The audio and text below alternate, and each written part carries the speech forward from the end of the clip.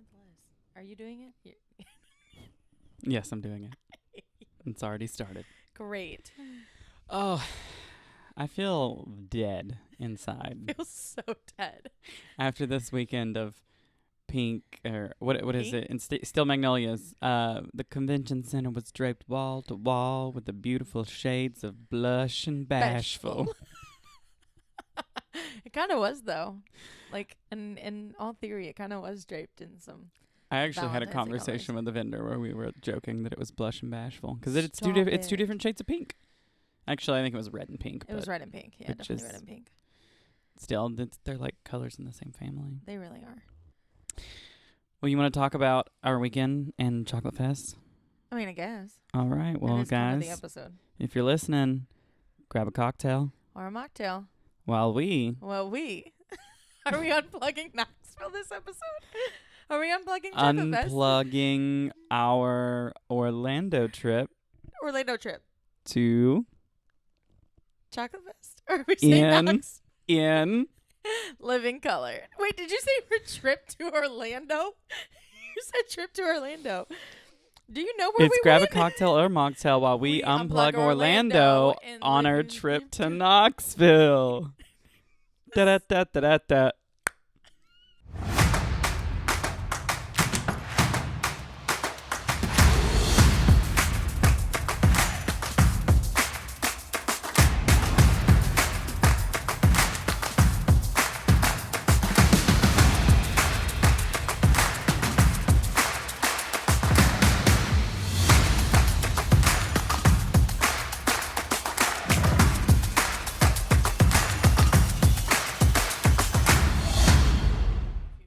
Welcome back, guys, to another episode of Orlando Unplugged. I'm Dustin. And I'm Ashley.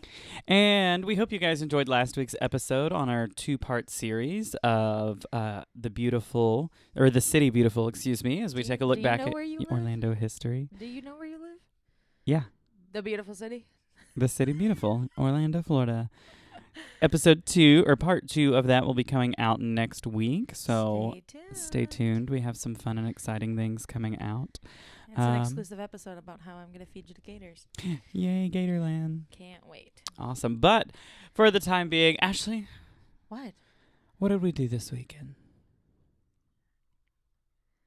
It's a podcast. You have to talk. What did we do this weekend? I was trying to think of like a quippy thing to say, but to be honest with you, it was just probably the most fun I've had in a weekend in a very, very long time. And it was great. We went to Chocolatefest and we did Chocolatefest. We worked it. We ate it. We experienced it. And now we've become one with it. So And all the aches and pains of the body that have come come with it. afterwards.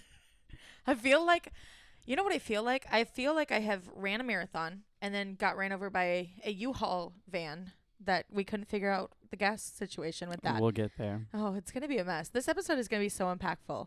But do you know what I'm really excited about? What are you really excited about? This episode of Orlando Unplugged is being filmed in front of a live studio audience member, and I am so excited for it. This is our second Second episode that we've had a live studio audience member. and it's only our don't count 4th seconds, episode, Julia. so it's like It's a big 50% deal. of our shows. Correct. But this is a big deal. Like, it's so great. I love when we do this. I know, It brings me it's so fun. much joy. Plus, like, you get to kind of help to what is the word I'm looking for? Like, in case we Remember? forget, remember some shit for us. So that's gonna be- Re-remember? Yeah, that. Just remember. No, I like remember. New Okay. words. Orlando All right. Unplugged is creating a dictionary. I like it. Yeah. Well, before we jump in and we start talking about our trip back to Knoxville, Tennessee and Chocolatefest, I'm so sorry. Siri just wants to be a part of the conversation. I mean, hey, we got a couple of things that we want to touch base and go over with for you guys. So first off, can we get a Brucie update? We can get a Brucie update. Guys, she's doing much better. She's back to her normal self. We did realize, though, why the lack of water was a problem. Mom upgraded her water system, and she hated it. So Well, no, the water fountain you had broke, so you bought her a new one, which I is brought nicer, an upgraded much one. nicer. Correct. Yes. And she didn't. She hated didn't go it. anywhere near No, it. she fucking hated it. So now I had to buy a brand new, a brand new old one. Mm-hmm. That And- makes noises and stuff. Yeah, because now she can hear it. So now she wants it. So no, we're doing good. We're back to normal, off antibiotics. She's still driving me fucking insane, but she's doing great. Oh, that's good. But I've missed her since we've been gone, so I'm really happy to be back home. So at my house, so I know you know this, and some of our listeners might know this. So I have a really nice Samsung washer and dryer that I brought with me from Tennessee. And the house that I'm renting is an older house. And it has a very tight space where the washer and dryer go. It's actually in a bathroom. And we couldn't fit both the washer and the dryer in the house. And there's nowhere else in the house that's hooked up electrical-wise, which the electrical in this house is shoddy anyways. The kitchen light literally fell off the ceiling recently. Like, there's just an electrical box where the light was. Yes. But anywho, so we couldn't fit them both in. So we made the decision that we would put the dryer in my roommate's storage unit for free because I give them access to use my washer. Right. And then we've been hang drying our clothes, which That's gotta be horrible. It's not too bad. I don't necessarily like it, but it makes it hard if I wake up in the morning and I need to wash clothes for work, because when I get home it's super late and I don't want to make a bunch of noise. Correct. But then I don't have time to dry my clothes and everything. So I got totally tired of doing all of this. So I finally got on Amazon and I started looking at reviews and everything. And I'm proud to say that I now have who I have called Lucy. I love her. She is a tiny compact dryer that can do up to 5 pounds of laundry. That's a lot. Is it a lot? No. How many pieces of clothing is that actually? What does that equate to? It depends on what the material. Oh my God, that's nothing. Well, it depends on what your materials are. Okay. So if my work clothes, if I'm washing work clothes, it's fine. If I'm washing, and I separate my clothes by socks and underwear are one, work clothes are another, towels as its own thing, and then I've got everything else goes into one, but pants get washed together and then just shirts get washed together. So you don't separate your stuff by colors? No, because it's 2024 and there's literally no need to do that. Go call Shan. Go call Shan, because Shan is... Do you know why Shan is the reason who taught me to do my laundry. Do you know why clothes used to be done like that? No, because of detergents. It was all a detergent thing. What our grandparents used to wash clothes a long time ago would make your fabrics bleed. It doesn't do that now. Okay, but the problem is the one fucking time that I put it all together will be the one damn time that it all bleeds. You never wash new clothes with old clothes. If you've got a brand new red shirt that you buy from American Eagle, or brand new red pants. Let's say you go out and you buy a pair of red pants. You bring them home. Do you wash them with whites? No, because it's brand new fabric that hasn't been washed yet. Do you know what my favorite part of all these conversations are? What? Every single time. The fact that you know I'm right? Shut up. Every single time that... She didn't say no. Don't look at our one studio audience. Remember to back you up. That's not fair. Okay. Now be quiet. Do you know every single time somebody has a conversation about whether or not laundry bleeds, do you know the first color they say?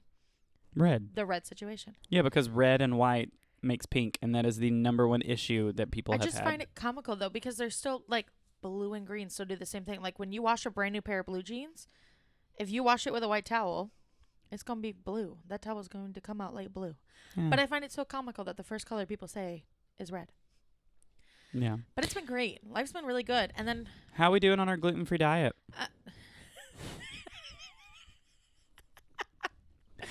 Okay. Some of us are doing okay. And then sometimes sometimes I feel like sometimes we do really, really well. And then other times... I don't know why you're saying it like we've been breaking it constantly for a week.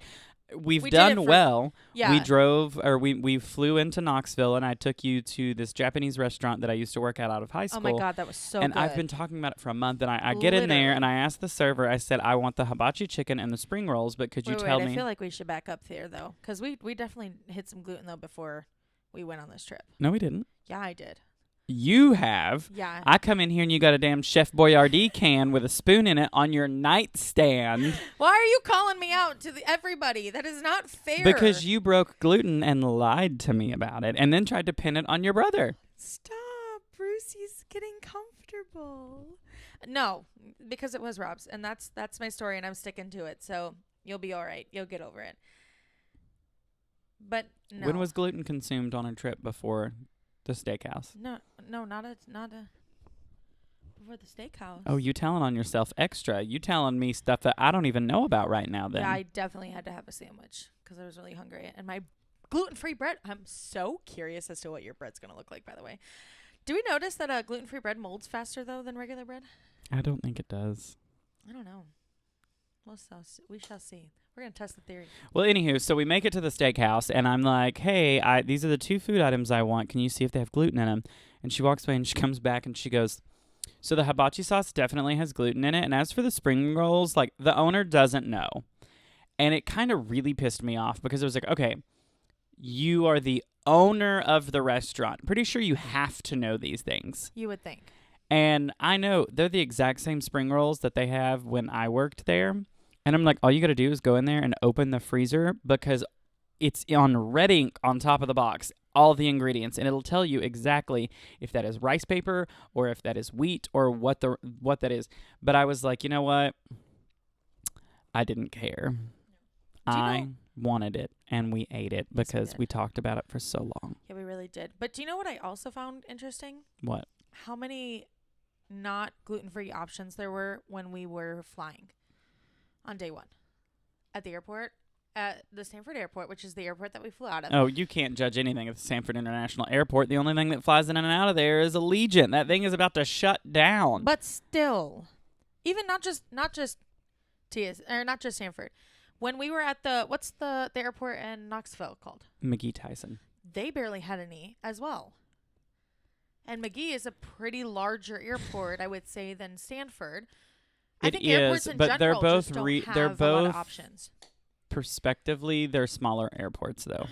Well, like there's there's a options. Ruby Tuesdays in the airport at McGee Tyson, but that's only because God, I haven't seen a Ruby Tuesdays in forever. McGee Tyson is based in Maryville, in that area, around the Knoxville area.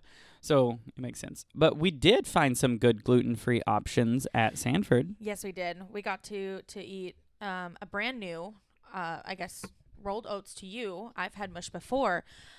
Mush, it is the rolled oats they're flavored differently. So each one is a different option. What was the flavor you had? The kind that I had, I looked at like the vanilla bean and apple cinnamon. I really want to try the vanilla bean. It was, I think mine was like a maple cinnamon or something with caramel. I don't remember exactly. I think it was the maple cinnamon. I think it was maple cinnamon, and it was delicious. Delicious. It was so good. You know what wasn't good? The damn burnt coffee I had. From? The Cuban comfort food. Yeah. Yeah, that was not great. That was kind of disappointing. Well, all right. So let's go. Okay, let's jump back before we get too far forward. So we're gonna break this down into like the stages of how we planned this. So we've got like our pre-trip, our flight there and back, everything. So like, yes, we do. I recently loaned, and I hope my roommate's not listening to this because he'll be very sad with himself. But I loaned my carry-on suitcase, my hard shell carry-on suitcase, to my roommate back in like December when he was going on a business trip to New York. And you're messing with cords, and it's making the sound do the weird thing again. I'm so sorry. And my knees are just loaned really him sore from this weekend. I loaned him my carry-on, and he was late to his flight at MCO. Poor guy. So the flight attendants made him check his bag because they ran out of room in the overhead bin, so he had to put his bag under the airplane, which meant that when he got off of the airplane, the suitcase was put through like the luggage terminal and put out on the thing. And when it came out, he says that the corner wheel was just obliterated. Now, the frame is like the plastic, the shell is what's broken, but the wheel is still on there. It still holds up pretty well. And it still works. And they've offered to like replace it, but it still works. I put some gaff tape on the inside and the outside. Gaff tape fixes everything. Is that like duct tape, gaff tape? It's like the equivalent of theater super glue. Ah, so it's theater and haunted house glue. Big sister. Yeah. Got it. Okay. It's a very expensive tape. Is it really? Yeah. It's actually, gaff tape is like what you can use on like hardwood surfaces and stuff, and it won't damage it. Got it. Didn't know that. Yeah. Look at me learning. But new I things. like taped it together, loaded that sucker up, and I used her for this whole trip, and she had no problem. She did great. I was very proud of her. She was great. Oh God. God, what? Taco Bell the night before. Please tell these people what happened to us at the Taco Bell. We're not going to name this location. That I'm going to talk about the fact that I spent $55 and our entire food sucked. and us walking in the door. Oh my God. And her like standing at the door. Almost like she was like trying to greet us, but she wasn't greeting us. No, she was trying to disgreet us because their lobby closed in 9 minutes, so we couldn't place a mobile order on the phone for some reason. Don't know why. It made no sense whatsoever. So then we pull in, we get out, we head to the lobby, and she goes, "Do you know that we close in 9 minutes? The lobby."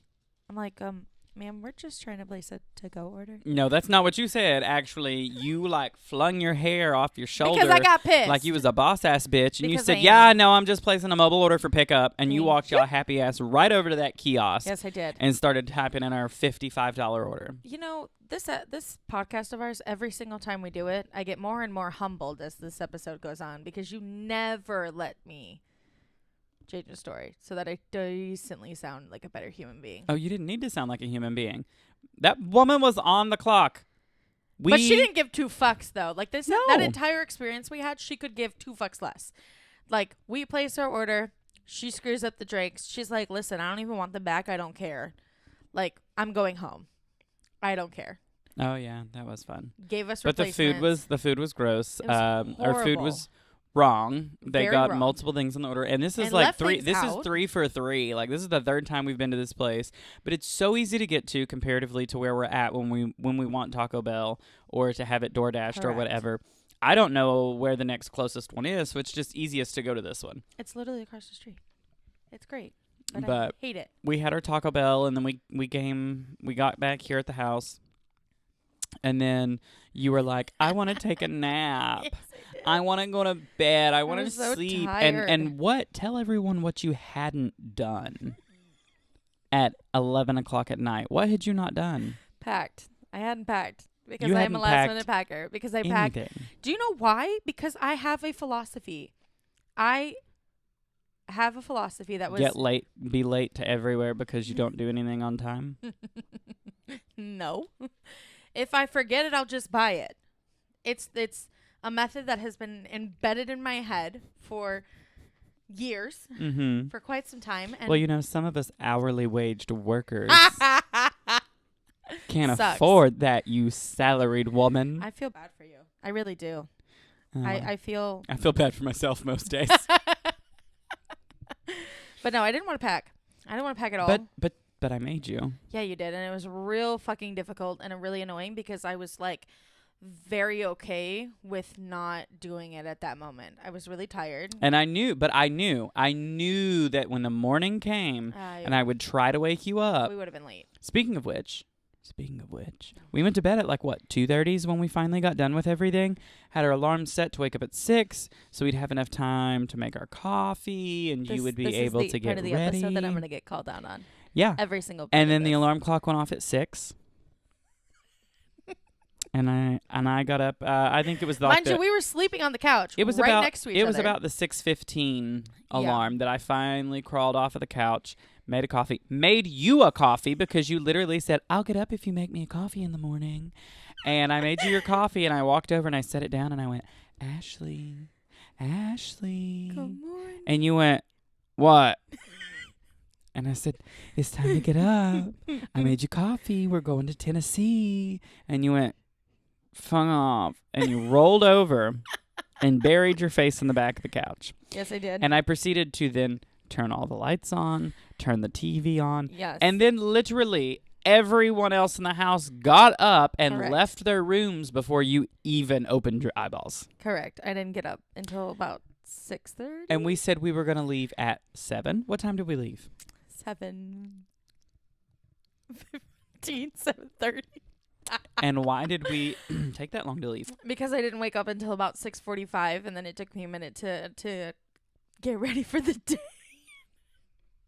But you know what? We made it. Yes, we did. On On time time. with plenty of time to spare. Yeah, TSA, when we met, so we There flew. was no TSA. That was we like s- that. Well, TSA existed. Yes, but the line at TSA did not. Well, and it was a easy experience compared to the last time. And compared to I don't normally fly out of that airport. I always fly out of MCO if I'm leaving from Orlando. See, this is why one of the reasons I like Hanford is it's dead, so there's never it was a great. line. Yeah, so so rule of thumb here. So the lesson we learned, I could have slept longer. Just say. No. However, did you notice that when we went through TSA, We had both put our bags on the thing. You went through in front of me. We both put our bags on the things. Yours goes into the machine, and then I walk away to go get in that little scanner thing where they make you stand like a weird stick figure, and then it goes zoom, zoom, and then it looks inside your body to see if you got anything in there. I hate that thing, by the way. I close my eyes. Every single time we get in there, I put my hands up and I close my eyes because it makes me feel so claustrophobic. It just makes me think of an MRI machine, and then it makes me wonder that if in like 10 to 15 years you see those, do you or someone you know has mesothelioma? You could be entitled to compensation. Yeah, I feel like that's going to happen because of TSA making us have those x-rays. I'm just telling you, if that's the case, they're going to owe a lot of motherfuckers compensation, and my ass will be the first one in line. I know. But they put, so you go through the machine, and then I get into the machine, and then suddenly your bag comes out. But my bag does not. I didn't even realize that your bag didn't come out, by the way. Like, I did not realize that had happened. I didn't even do anything. It was weird because, that's because apparently a flight attendant got into the line. So they pushed mine and this other woman's luggage. They pulled it back to not let it go through the machine so her baggage could go through the machine. Are you serious? Yes, so she could get to her flight. Stop but I was it. like, she was in no hurry, no rush. And I don't even think she wasn't getting on our flight. And I think I overheard her talking to one of the guests that was behind me. And she was like, oh, yeah, my flight doesn't leave till like noon. She wouldn't be there that early if her flight didn't leave till noon. It doesn't surprise me. But we made it through. We got our stuff, and then we headed off. And that's when we found our oats and your nasty coffee. So disappointing. And I mean, they don't have a lot of options for things there. No, they really don't. It's real small. Real tiny. I watched like 5 minutes of The Crown on Netflix because you wouldn't leave me alone or shut up. What do you expect? You wake me up. We get an array of snacks for those that probably followed us are probably following us on social media. You saw the very elaborate photos that got posted of the snack breakfast. No, it was literally a snack. It was like a snack breakfast. table. It was breakfast. You know what was good though? That yogurt was good. We had a yogurt that I'm pretty sure was made perfect. It was like I don't know. but it was like a hotel, or not a hotel, but it was like an airport parfait. Yeah. It wasn't like a brand or anything. No, but we could not eat that granola. We learned that out. Yep. And then we had the mush. And pickles. Which was delicious. We didn't eat the pickles until last night, though. Oh, we did. Mm-hmm. But they were definitely there. But yeah. What else is there? Do I have that? You had coffee and a drink, and then we both had waters. Oh, yeah, because we hydrate in Queens. But that was like a nice little breakfast. Shout out to Mush. I really enjoyed it. I'm looking forward to trying some of the other flavors that they have. And shout out to Mush for wishing us safe travels on our flight. That was so great. Yeah. When I threw that photo up on social media, I tagged the brand Mush because I really very much enjoyed what we ate, and I think so did you. So threw it up on socials, and not only did they like the post, but they messaged us back and wished us a safe travels for our flights. And I was like, stop. Thank you so much. Yeah. So Mush, if you hear that, thank you. We did have a very safe flight, and we really, really love your product. Yes. And to preface, this is not a sponsored episode. They're not sponsored with us, but like if you want to be, that would be kind of cool. I will link their social info in the show description, so you guys, if you don't know what Mush is, you can actually see what it is that we're talking about, it's and so good. where you can find a store locator, so you know, because I know they're at Whole Foods and a couple other select foods, but they're not super easy to get to for everyone. No, I don't think they're at Walmart just yet either. Mm-mm. I think I saw it was Target, and for us it's Publix here in Florida, and I think for those at least up in Tennessee that I think I saw some in Whole Foods. No, Kroger had some. Kroger. Okay. I miss my Kroger. It's the only thing I miss. Kroger and Cookout, but we'll get to that. Did you have any nicknames for Kroger? Kroger. See, we always called it K. Roger. We had nicknames for Food City. Oh, that's cute. Because their jingle goes, Food City. And so everyone that I know calls it Food Shitty. That's so sad. And it's only because Food City has taken literally 1 million years to update their stores. So they literally look like they're from the 90s still. I wonder if they're comparable to Winn-Dixie that you have here. I've still never been to Winn-Dixie. Oh. So the boarding... Join us on next week's episode as we take Dustin to Winn-Dixie. The boarding process, though, like, so while we were sitting there, Allegiant, I wasn't joking. When I say that Allegiant is the only thing to fly out of this place. It is literally the only one. There are no other airlines commercially that are flying out of this place. So we, like, flew out. Stop. I literally thought you were snapping. What? I thought that was a snap. Okay, our live studio audience member cracked his knuckles, and I thought he was snapping like this, like I said something wrong. Oh. But he, like, cracked. That was funky. Yeah. I was not expecting that. And I hear it right He pops like a glow stick. Yeah, it's scary. I'm so sorry. But anywho, so, you know, we're in the terminal and it's like empty. And I was so excited because it was like, oh, it's a Thursday. I guess it's going to be like an easy, empty flight and it won't be that bad. Turns out we were very wrong. Oh, so incredible. And I thought, like, not just it with, I anticipated that it was going to be empty so that we could move and sit next to each other because we did not book our seats next to each other. Well, I didn't choose to seat select. Same. Because when I bought my tickets originally, I didn't seat select because I was going to be going by myself. Hi. And then you joined in on the trip about a month later.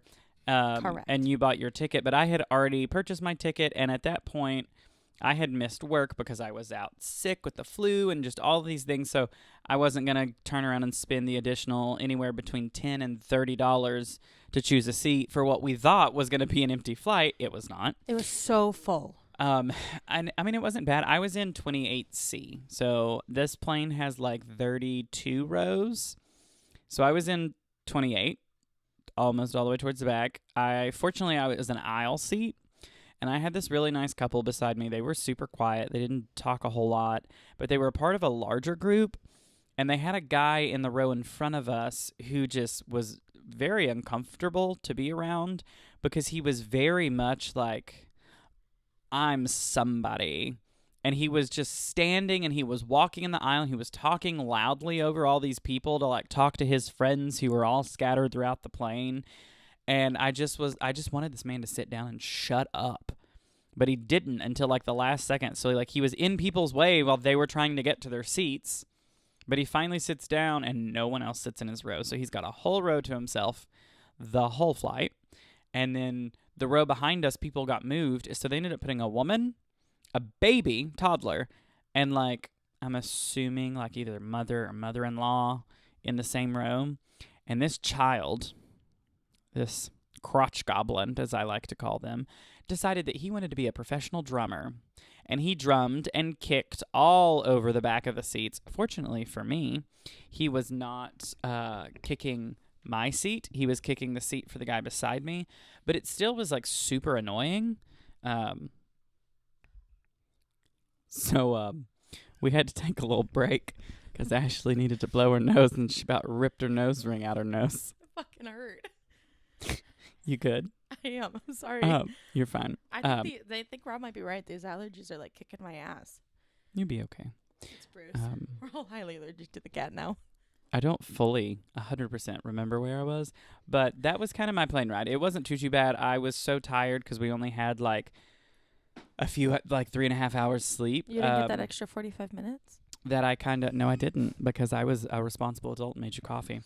But I kind of napped. I dozed in and out, and then we hit Atlanta, and it was turbulence from Atlanta to Knoxville. But how was your flight? Let's start with the fact that I don't like flying. I don't mind it, but it's not my favorite thing to do. So I was in 22F. Okay. Which meant I had the window seat. Ooh. Yeah. So that wasn't bad. Mm-hmm. Except for the fact that right next to me was a small child and then her mother. Mommy put on the neck pillow and out Mommy went. Which meant this little kid next to me kept poking me on the arm and going, "Hi, how are you? Or did you know we're in a plane?" Why are you making herself so because that's soft-spoken literally and sweet? how she was. Oh, that's weird. In the beginning. Alien. In the beginning. It's an alien. And then halfway through, I say halfway, it was like maybe 20 minutes through. Then the poking turned into jabbing, and she was like, "I can't see the window." okay, well, then get the window seat next time, Girl Scout. I don't know what you want from me. Did you close the window? Yes, I did. I would have. I just wanted to read my book and pray to the Lord that I wasn't going to die because we hit some nasty turbulence and it scared the crap out of me. And I just wanted to get off because I had to pee. And this little shit would not stop poking me. Really do dislike public transportation with children. I really do. Not because I dislike children, but because I dislike the fact that parents do not parent their children in public. No. And we'll talk more about that on the flight back because we kind of had some issues today with a parent not parenting. I don't understand. I mean, I understand the fact that, like, traveling with children is stressful. I remember traveling with siblings that were pretty young when I was a kid. And then when I became a teenager, they were still pretty young. So I understand that. However, completely neglecting your child and falling asleep when they are not asleep was ridiculous. Because what if something happens? What if that kid needs something? What if she has to go to the bathroom? What happens if she pees her pants or throws up? It's not my job to make sure she holds the puke bag that's in front of her seat. Oh, hell no. I'll be slapping the mom on the back of the head like, wake up, princess. Correct. And then you start vomiting on me? Oh, you're going to pay dry cleaning and to replace my shit. But, like, I mean, it wasn't... The worst part about the flight, though, is... So, I have AirPod Pros, and I've had them for a few years. I got them, like, during the beginning of the pandemic. And within a year, I had to have my right earbud replaced because it, like, busted inside the speaker and started doing this really weird shaky thing where you could hear things. And it started doing that, again, on, you guessed it, the right earbud, which is the one I had replaced. And I've very quickly learned that when you're inside a plane that is pressurized, and you have that... Ashley! What? You keep messing with the thing, and it sounds weird in my ear, and I don't... Okay, there it goes. No, it's... I don't know. I'm sitting right here. I haven't This moved is a traumatic at all. experience for me, because this is like my AirPods on that airplane where I could just hear in my ears the whole time. Maybe it's just your ears. Maybe. I have 20/20 vision. And not 20/20 hearing. No, that was... Okay. But anywho, yeah, I was pretty much in the back of the plane and just doing my own thing, and you were up front. What happened when we landed, Ashley? What did you wait until 2 days before we left to tell me you had to do? Because I found out 2 days before we left that I had to do, kind of. What did you have to do? I had to sit through a 2-hour meeting. What time did that meeting start? At noon. What time was our plane scheduled to land? At noon. We landed before noon. Yes, we did. So that was nice.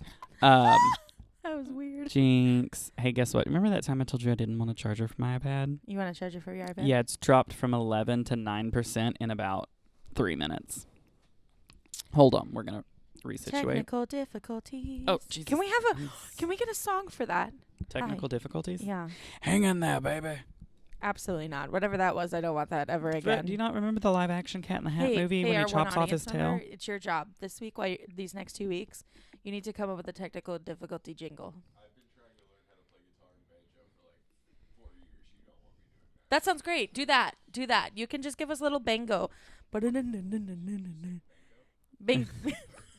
Banjo. Bingo! What is with you and not being able to pronounce words correctly? I don't know. You tried to call Deanna. No, don't say this because she's going to listen Deanna. to this and hate me. And then die. And you Listen, don't I'm just going to start calling her princess because that's it. She is a princess. So she'll love it. So when we arrived in Knoxville, we went down to baggage claim. We got your checked luggage. And my dad came and picked me up. I drove down the road to U-Haul while you stayed back at the airport in your meeting. For like a little bit of it. Yeah. And then... got in the U-Haul and still continued the meeting. Well... I had issues. This is where we have some issues. So I'd looked at renting a car for the weekend, and it was looking like close to $500. Like it was just $340 and this and that, and then you have to add gas and all these things. So I chatted with Brad and Deanna and was like, "Hey, I'm actually gonna rent a U-Haul cargo van." So I was a 9-foot cargo van.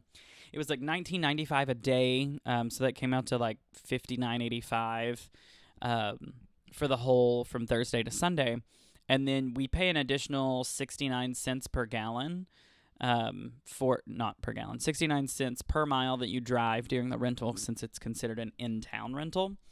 And I prepaid like almost $30 for 40 miles, and I was like, oh yeah, $40 will be totally enough, and if I go anything over that, it won't be like maybe 60 miles total. And I go to pick up the truck, and I use the mobile app for U-Haul and like the mobile check-in, and it's the most annoying thing I've ever done in my life. I was expecting it to be like fun and super easy, but like you had to confirm your identity and take a picture of the front and back of your driver's license and then take a picture of yourself, but you couldn't do that ahead of time. You could only do it the day and the time that you were actively like in the parking lot. Oh. Sorry. So dumb. I think that is so dumb. Like the idea that you can't do that in person, that it has to be like a mobile thing. Like, guys, COVID's over. Come on now. Well, no. I liked that, but Why? because I don't like going in and standing in line for 30 minutes Oh, I because guess some that's fair. stupid person doesn't understand how to rent a freaking U-Haul. But the app didn't work. I couldn't confirm my mileage. I couldn't confirm the gas. And then I picked you up and went back because I called U-Haul on the phone, and the first time they were like, here, we're going to send a link to your phone, go and confirm, like make sure the pictures match and the mileage and everything, and it wouldn't let me click submit, like I couldn't complete it. So then we drove back, and then that's when I well, I'm called on the a Zoom second call. person. Huh? All of this happening while I'm on a Zoom call. I know. And then I called back and talked to someone else, and they were like, let me put you on a brief hold. And I was on a hold for like 5 minutes, and then the line just went dead. So I just pulled up into the U-Haul and went back inside and started talking to the guy in the lobby. And he was like, I apologize. We've been having some issues, apparently, not only with the app, but with like our software, like what they're using in the stores. So it just sounds to me like U-Haul's having some trouble right now. But my iPad's almost dead still, so it keeps going to sleep. Is it not charging? You know, it is charging, but it's in low power mode, so it keeps like turning off. Sleeping. But in the end, we were expecting to pay like $139 for the U-Haul. But evidently I didn't. Well, see, I didn't track the mileage this weekend because I didn't think I would need to, because I prepaid for 40 miles. We were driving from Maryville to Knoxville, which is not far. It's like 10 miles. If anything, I expected, well, maybe I'll go over like 10, maybe 20 miles. No. We prepaid for 40 miles. Yes, you did. How many miles did we drive?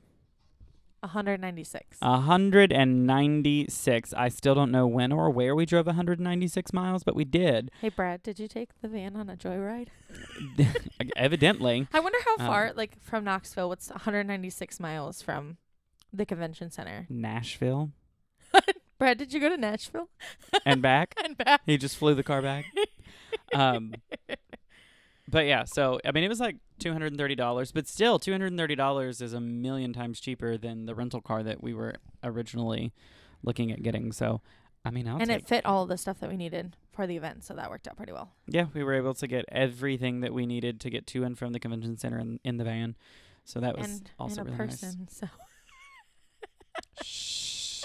All passengers must ride in the cab. Can we also talk about, though, how the van looked? Like, it had those little holes in What's the up, back. losers?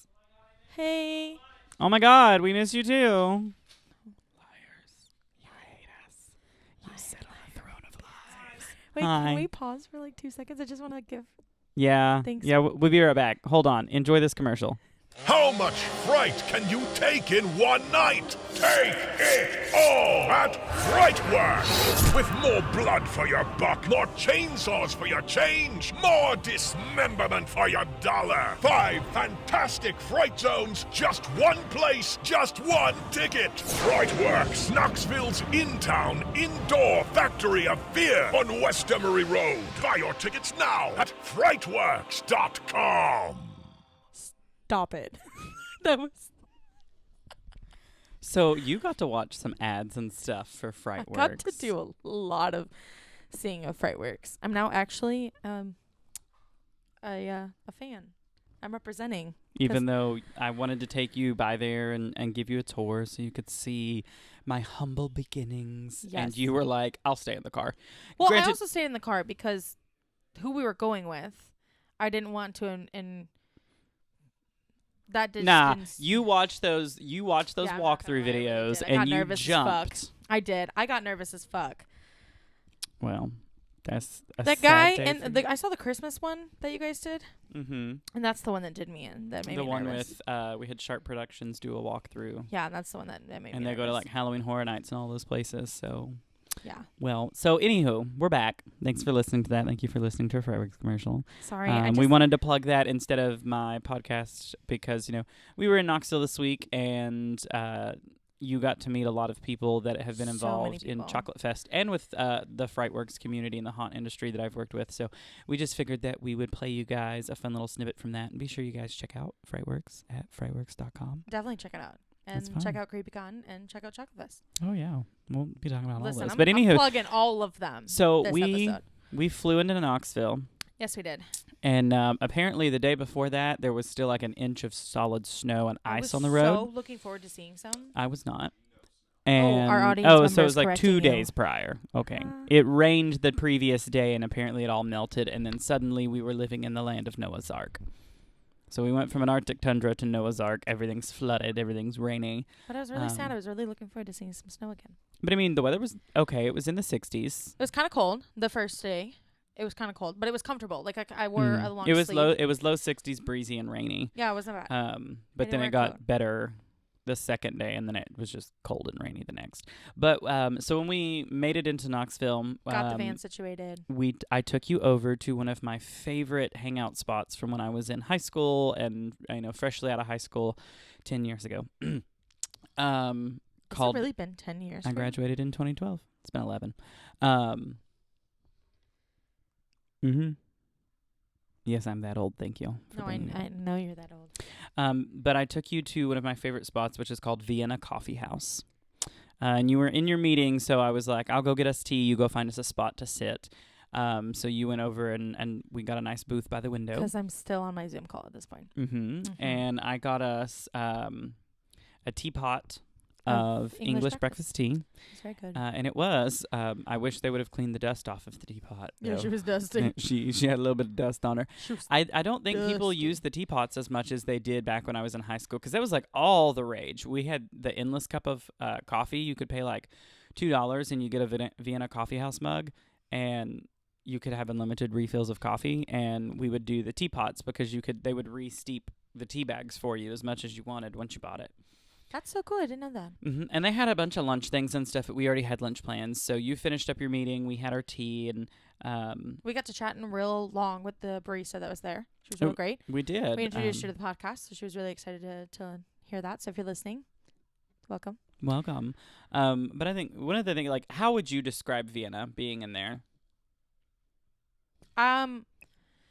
It was kind of like older.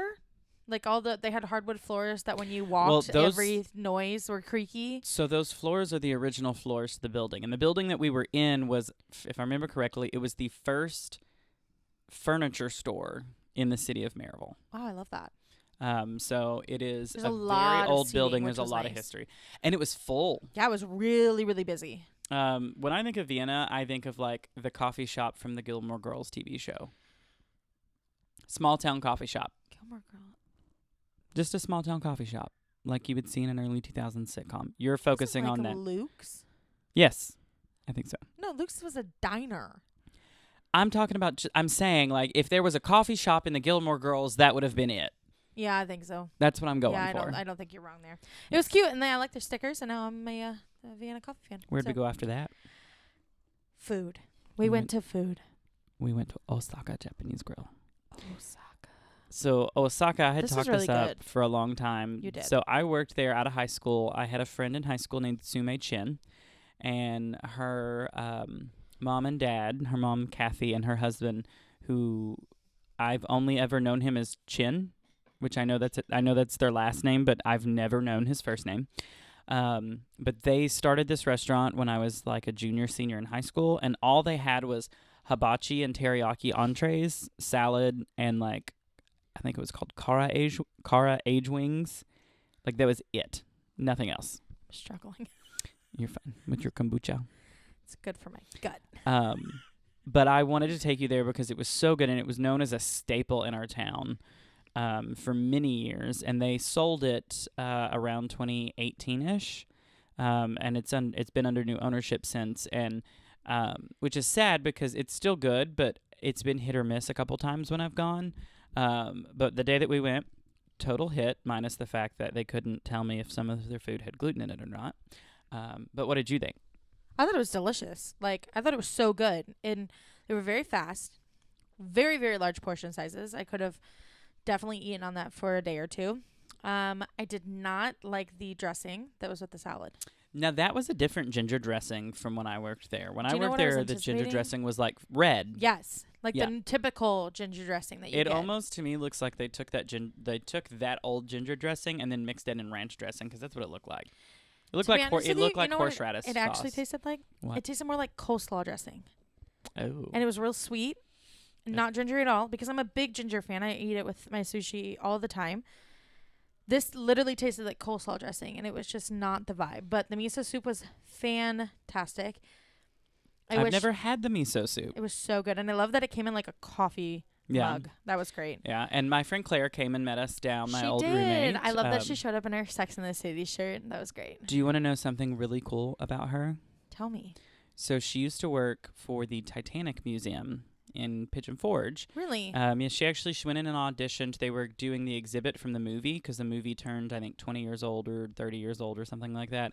And they had the costumes from the movie that Kate Winslet and Leonardo DiCaprio wore. Paint me like one of your And French models. she went and auditioned and was cast to play Kate Winslet acting as Rose. So she dressed as Rose from the movie and played that fictional character on the ship. And then when her time was done with that, she was actually the Titanic princess for a while. Stop, that's so cool. She's on postcards and all sorts of stuff. She used to wear this beautiful ball gown, and she would ride around in the Gatlinburg Christmas parade, and she would go to like formal events and stuff. So she also does film and television. She's in Snapped, which is filmed in like it's Atlanta, East Tennessee area, like Snapped Killer Couples. And she's done a lot of things, and she's been in a movie called Octopus Games, which is a spoof on the Netflix series Squid Games. Oh, that's so cool. Yeah, and she's been this like creepy monster character in another movie and all sorts of. So yeah, she's done that. She owns a horse. Love that. So she rides horses, show horses and stuff. What is this? Her riding show horses. I wish you could see that. She's riding show horses. But she met us for lunch. She's great. And she's on a love her gluten-free energy. diet because she's gluten intolerant, and she has a lot of intolerances when it comes to food. So she was able to have some miso soup with us while we were there, so that was fun. But I got to see her. That was great. Now, here's the question I've been wanting to ask. Oh, ask me. When you go to a hibachi restaurant and you get a bowl, either a little like ramekin or a squeeze bottle Sure. of this sauce that's usually of a pinkish color, Correct. and you put it on Everything. you put it on your rice, you put it on the vegetables, you put it on everything. What do you call that? Yum yum sauce. No. Yes. No. Yes. No. Yes. It's shrimp sauce. I'm gonna phone a friend. Okay? Mm-hmm. Hey Julia, come here. Come to the microphone. Come quickly. Come here. Okay. Hey Julia, in our fridge right now, on top of our fried rice, what's the sauce that you put on top of it? That sauce. What's it called? Yum yum sauce? I'm sorry. Say that again. Yum yum sauce? Really? And what is No. the label? Shush. Nope. I'm phoning the friend. You be quiet. And what exactly? And how do you know that it's called yum yum sauce? Huh? Because of the label. Oh, really? And the label says it's called what again? I'm sorry. Yum yum sauce. Oh, there you go. No. There it is. I understand that This someone has mofo. capitalized on it and Be they've quiet. put it into a bottle, but it This is man- not yum yum sauce. He's It's called shrimp sauce. No, it's not. That's a Mhm. false statement. No. And you Yes, and she is. She's gonna bring the label. you can bring that label all you want. I have a bottle of that stuff at my house too, but that's because they don't sell it in the stores calling it shrimp sauce. They sell it called yum yum sauce, but it's still not right. That sounds I so don't care. disgusting. Like, who wants to go into a restaurant and look at their waiter and be like, "Hi, Mr. Waiter, can I get some of that yum yum sauce?" What? Look at you. For all of our listeners, she has literally It's brought Tim us the Ho's bottle. yum yum sauce. Yum, But yum. No, Listen, look no, at, I'm gonna walk you back two in look the- at me right now. Do you want to walk into a restaurant and look at a waiter or waitress and be like, "Excuse me, can I get some of your yum yum sauce?" Ha ha! just happened? So as y'all's Wait, producer, hang on. What just happened? Sorry about that. We had to go away for a minute because some dumbass decided to scream so loud that the system detected it as feedback and stopped recording. I do that quite often. So actually, Turn the microphone towards them if they're going to talk at least. so as your producer, Come closer. as your producer, unfortunately, Dustin is correct. False. Thank you.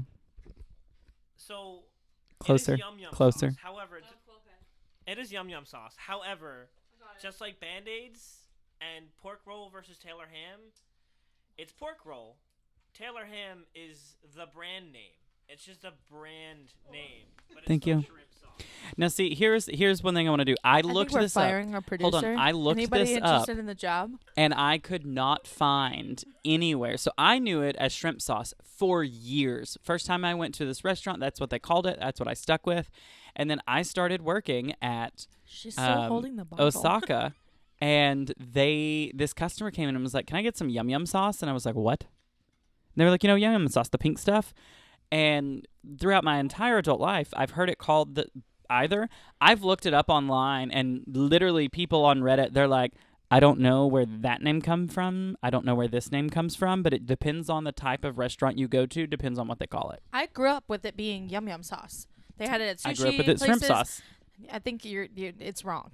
You are wrong. No. I'm sorry. Just, you know what? I showed you a whole new world in Tennessee, and this is going to be one of those whole new things for you. So just I'm be excited sorry. about Listen, I have adapted. My card is no longer a card. It is called a buggy. I am a full Tennessean now, and I accepted it, and I love it. However, that is yum yum sauce, and you, sir, are wrong, and we need a new producer because ours is fired. it. Well, okay. Well, And we can ladies agree and to gentlemen, disagree. That's the show.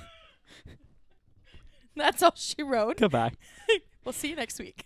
Okay, so after that, now that we'll move on now that we've wasted a long time on that. After that, great. so I took you by my childhood home. Oh my gosh, that is the most beautiful house I have stepped foot in. So Your dad did a fantastic job in that place. It Mhm. looks so good. and stepmom. And stepmom, I'm so sorry. So my So good. I spent a lot of my time growing up in my grandmother's home in East Tennessee. And unfortunately, this past year, the decision was made that my grandmother needed to be in an assisted living facility because we needed to make sure that she had, bless you. Does this to me every time you do that. I can't sneeze anymore. You're welcome. Hateful. But it was determined that she needed, around the clock care. She was diagnosed with dementia 2 years ago now. So in that process, as time has gone on, the decision was made to not necessarily sell off her things, but we wanted to make sure that, she was well taken care of and had the money that she needed to be able to do what needed to be done throughout the remainder of her life so she can continue to live comfortably.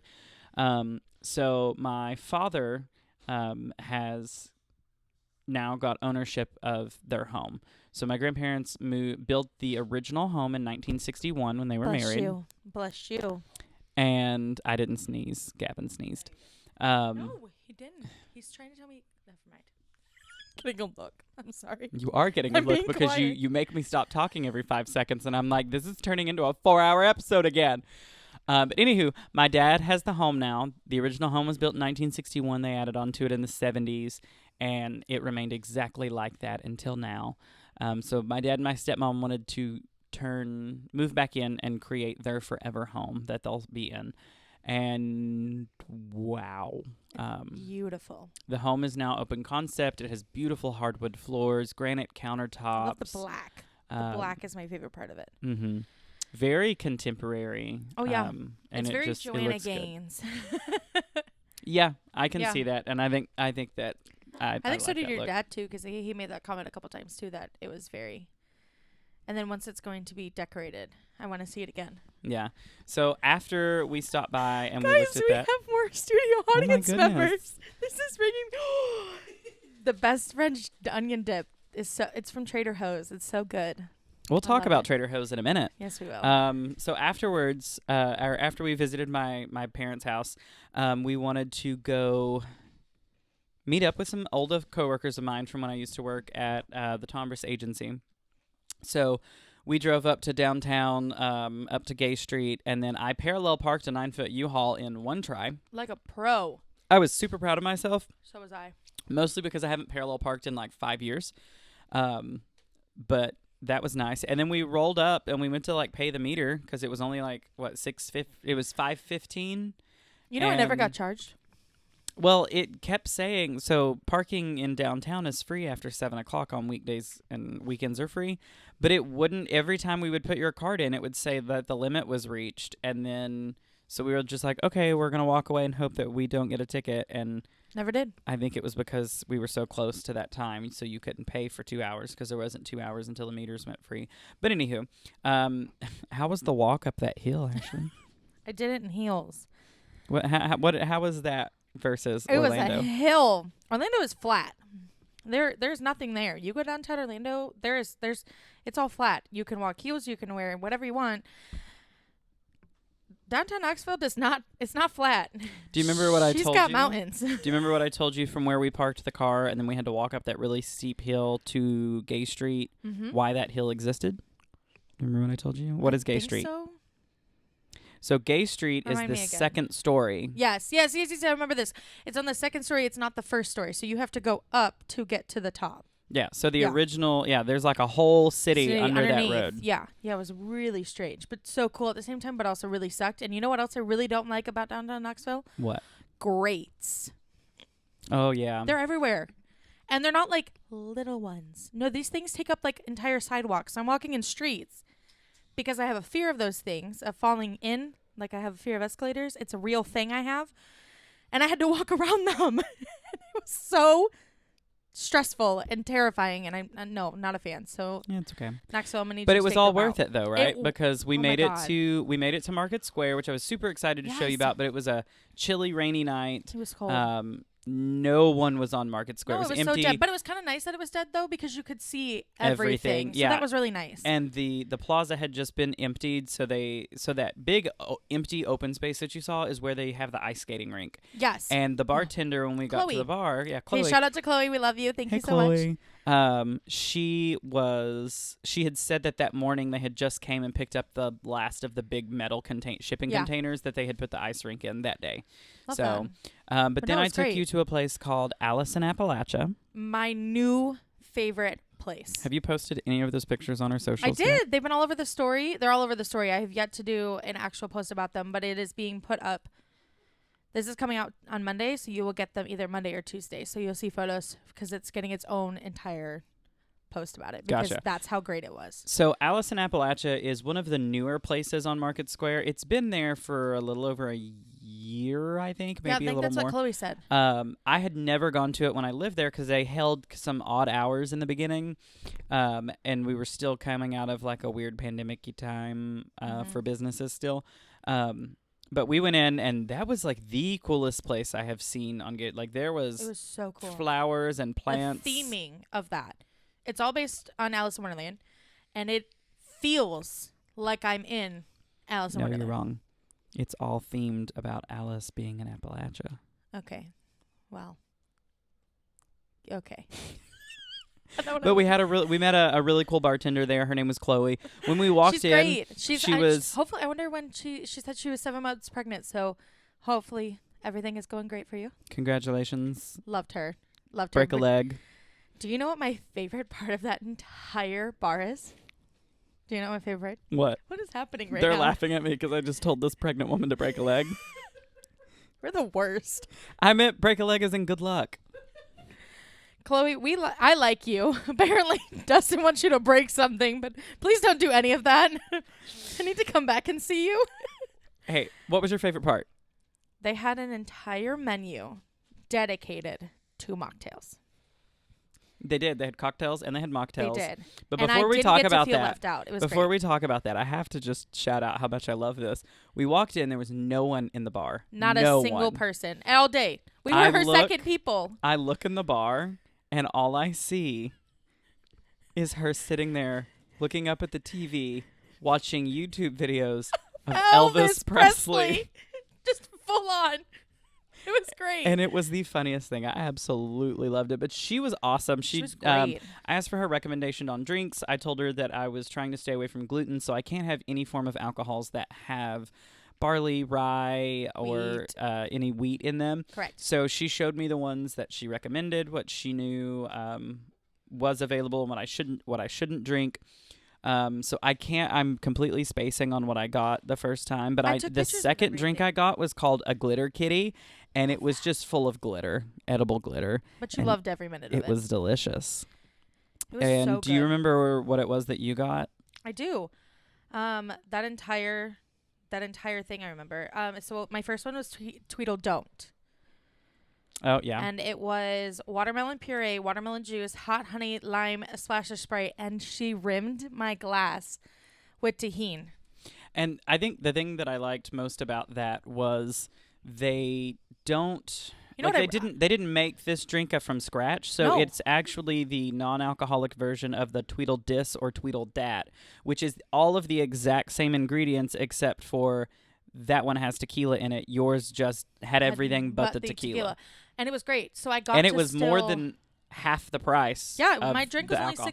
$6, where yours was like 12. 12. It was $7 more expensive than what 13. yours was. Yeah, yours was 13. It was great. No, that was So- fantastic. And they came in the same glasses. Mhm. So everything was still super cute. I didn't just have to get a Shirley Temple. I got to still be a part of everything while everybody else was drinking. It was great. And then, I got to see my coworkers, which was my previous coworkers, which was really fun. I'm glad to see that they're still being super successful in their careers. Will is doing a fantastic job with what he's doing. Hi, Will. Hi, Will. I know he just found out about the podcast that day. And then he said he was like, no, I'm going to start listening to it. So, hi, He Will. subscribed, so I'm Yeah, sure he he's did. listening. Yeah. And I got to see Melisa and hear about everything that's been going on in her life. And Love her. I don't know if you got to. So she has animals, but she also fosters. No, I didn't know So that. she has a literal zoo at her house. She's I got love her that for her. pets, and then she has her foster animals that come and go. And I don't think I have met a more awesome person in Knoxville than Melisa, because she was definitely my rock when I was at Tombras, and she definitely was. She was my buddy. She's great. Yeah, they both were.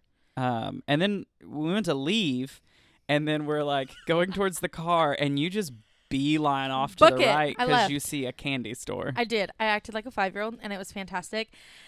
And I'm so glad we did, though, because we walked in, and they had an entire wall of saltwater taffy. And other like small candies. Correct. But I was too excited. I wanted saltwater taffy. And the best part, you get this bag. There's two options. You get a normal size and then the mega size, which, of course, no surprise to anybody, I got the mega size. And they go, fill it. Not like by weight. It is $13, $12.99 Yeah, plus to tax. fill the entire bag. And what did Ashley do? She left about 2.5 inches from Yes, the I did. top, and we get over to the register, and the woman's like, no, go fill it up. So as Ashley's like, she's like, you pay and you go fill the rest of the bag. So I grab the bag and I go to walk over to fill it. And Ashley's like, don't get anything disgusting. They had some weird flavors. Like, and it wasn't do you know normal. do you know what I did in that exact moment? That motherfucker put In pickled my taffy. no, in- shush, you're ruining it. I know. In that moment, I said, you know what? Fuck this bitch. I wasn't going to get anything weird. So what did I do? I went and I grabbed a handful of the most random, nasty dill pickle and maybe some other flavors. I'm not going to tell you. And I mixed Asshole. them into those bags so you wouldn't know. I've been fighting them so weekend. And today on the plane, she opened up what she thought was a watermelon, took a big old whiff, and gagged right there on the plane for God and everybody because Listen, she I realized it took was a- dill pickle. I literally am sitting here and I look at these two boys sitting next to me and I go, I full on just took a cocaine sniff of dill pickle taffy.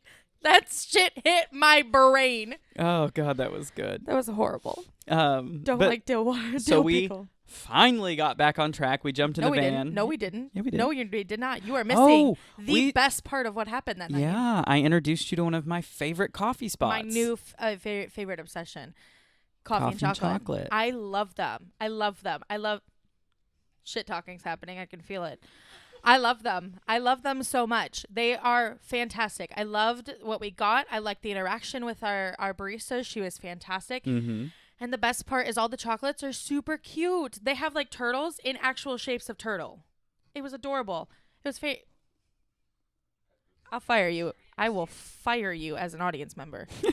It was great. No, big fan. Big, massive fan. I really liked them. What did you get when you were there? We got the same thing. We got the peppermint Peppermint white mocha. with oat milk. Yes, and it was delish, one of Yeah, my favorites. Big fan. And I'm so glad I got those rewards points that I won't be able to redeem anything for because they'll expire before I'm back in Knoxville, but that is okay. And Coffee and Chocolate was also a vendor at Chocolatefest, which was pretty neat. Thanks, Coffee and Chocolate. We love you. So then we got back on track. Yes, we did. A little bit later than planned, but we made it over to the storage unit. We met up with Brad and Deanna. We got everything loaded up there, and then we went back to their house to finish loading up some stuff. Some and more that's stuff. when Mercadoo and Gavin came in the picture. Hi, guys. Oh, Love hey, them. look, it's Gavin. He's sitting Hey, right buddy. over here. You can't see him, but we can. He may or may not be one of our Um, audience members. Yeah, but we met. So that's when I got to introduce you to them. And Mercadoo or Toyota or Mercy or Mecrades or Mercedes, as she is actually named. Government legal name. We decided that it would be a fun blast to stay at Mercedes' house for the weekend. I love them. Like, I love them.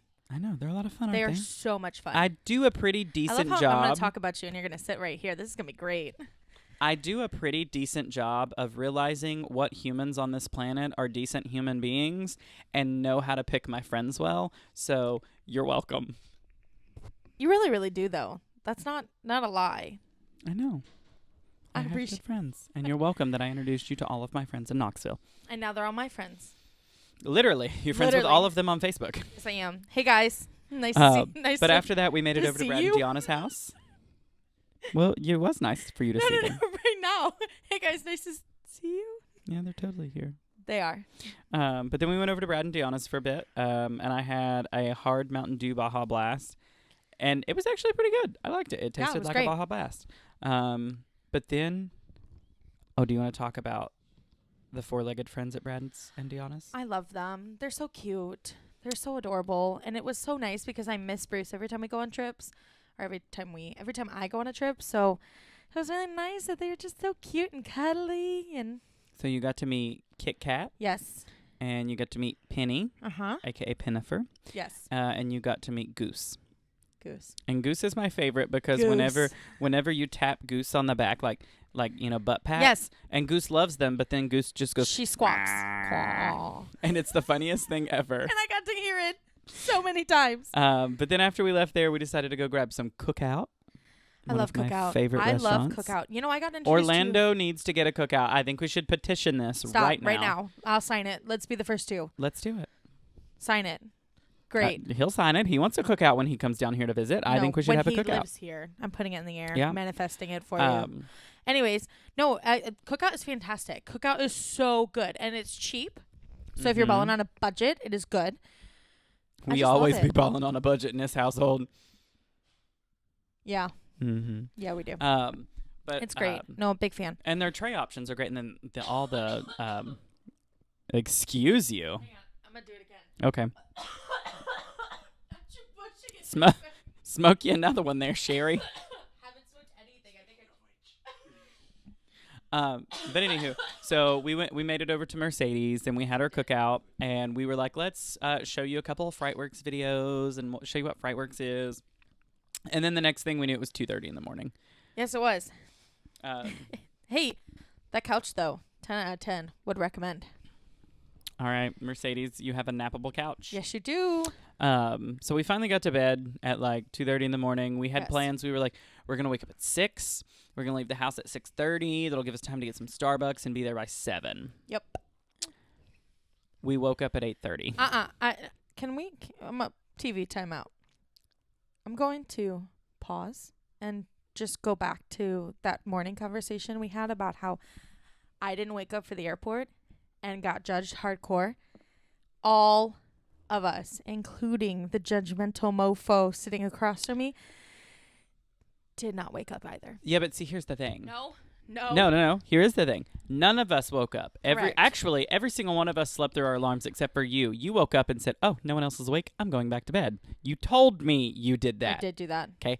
The difference here is we would actively try to wake you up. Ashley, wake up. Oh, Ashley, God. wake up. You're the Ashley, worst. wake up. And you won't get up. You are the worst. There's a difference Not there, only are we ma'am. looking for a new producer, but now I'm looking for a new co-host. Any takers? Yeah, well. We Let got me up. know in the links below. We woke up in the links below. But we got up. We got dressed. We got there. We still made it before the time that we needed to be. Vendor load-in started that day at 10 a.m. We were Yes. there by 9. Yes. And Coffee in hand. I ready had to go. everything in the van, so no one could really do anything until I got there. Correct. But it was fine. So we got there. We got everything set up. Actually, me and Gavin jumped in the van. We went to the convention center, and then you and Mercedes went to get coffee. And to pick up Chris. Hi, Chris. Hello, Chris. Does he go by Chris or it's by Chris. his last name? He goes by either. Either one. Yeah, or dumbass.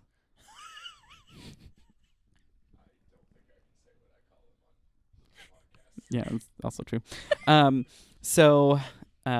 Super big shout out to Mercedes that morning, just showing up with like Starbucks gift cards, and she was like, God, she was the "Merry go Christmas, for that. Merry Christmas." And then, I turned around and handed the gift card back to you, so you and Mercy could go get us Starbucks that morning. Did you use those? Yeah, we did. Okay. I wanted to we make did. sure that she didn't just like outright. I mean, she bought us coffee because she gave us the gift card. So thank you, Mercedes, for the coffee and giving us a place to sleep. But most of all of the staff It was started, so good. Big fan. Massive fan. It was great. Yeah. But most of the staff arrived by 9 o'clock. We began to set up. Vendors started showing up around 10. And so the way that setup for Chocolatefest works is when we get to the building and we're there, the rental company has already come in a day before us, and they've set up all the pipe and drape, and they've set up the floor plan. And then we come in, and they make any minor adjustments that need to be made, or changes in case we have booths dropping out or more people coming in, which I believe, if I'm not mistaken, Chocolatefest was completely sold out on the vendor end this year. Yes, it was. They expanded the show to the second floor, so this show is held at the historic Jacobs Building, which has been a part of Chilhowie Park in Knoxville, which is adjacent to Zoo Knoxville and the same location that they have the Tennessee Valley Fair. Did you know that there was 116 of those vendors there? That's right. There was 116. 116. That's how many booths there were. That's a lot of new insane. vendors this year too. People that I had never worked with before. They were great. They were big. They were great. That So was a lot of fun. the way that load-in works at this place is there's actually a back alley that is barely big enough to fit 2 cars. Correct. But you can technically fit 2 cars down through there. And we had 2 different bay loading doors. So they would come to, when the morning started, I was at the first bay door. And so I would get their name and figure out, are they on the east end? I'm going to call my end the east end. If they were on the east end or if they were down on the west end of the floor, I'm calling and that Gavin's determine end. where we would send them. So if they were on my side, we would pull them up to the wall. One of the things that I've really enjoyed about working with Chocolatefest is that they really do care about their vendors, because without their vendors, they can't have a show. So this is the only convention I've ever worked other than CreepyCon, which is also owned by the same company. They assist their vendors with unloading their vehicle. They assist their vendors with getting their stuff to their booth and unloading that cart so they can get that cart back over to the door and help the next vendors that load in. And it's a pretty seamless and easy process, depending on the venue that you're at. Some venues are harder than others to do that with. But the vendors I've seen, it's been a great opportunity because it gives our staff, their staff, I say our staff because we work the show, but it gives their staff an opportunity to really get to know some of these vendors, like the folks from North Carolina Fudge. Love them. Who Love their fudge. pulled love up them. and called me by name and said they were happy to see me again. And, they sent us away with some fudge at the end of the show for us to bring home to Florida. But there were vendors there that Candy by Row. I've known them since 2014, since this convention came back, and I've been working it every single year. And it's just fun to be able to make those connections and meet all of those people and see them, year after year, and then see them outside of the convention. I think that's a really, really neat and fun thing. But it was a pretty busy day. Like, we had a lot going on. We had chocolate samples coming in. We had bakery samples coming in. We had campers and trailers coming in the door. And it was busy. It was insane. That entire day was insane. Because not only did we have all the vendors coming in, but so there was a group of people that were helping them unload that. So shout out to them. You guys did great. And then there was also an entire group of people that were counting for the tastings that were going to happen the next day Mm-hmm. to get that ready to go and sorting all of that.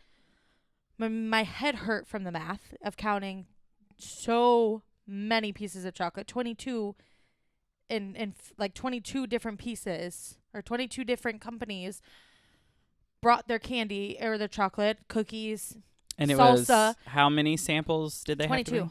Oh, I'm sorry. They had to bring 1,250. 1,250 pieces of whatever product that they were doing for the tasting. I say whatever because there was salsa, there was cookies, there was chocolate, there was fudge, there was toffee, Mm-hmm. there was freeze-dried popcorn at the end of it. There was a lot. There was a lot going on. So it was insane. It was a very insane day. Yeah, and this year it was a fun year. So Chocolatefest, in years past, we would go out and just buy a bunch of food and bring it back. They'd usually send someone to McDonald's or somewhere, but it's gotten to the point that the staff has so many different dietary restrictions now that they would spend so much money on this food, and we wouldn't always eat it. So this year, the owners of Chocolatefest were like, hey, we're going to try something a little different this year.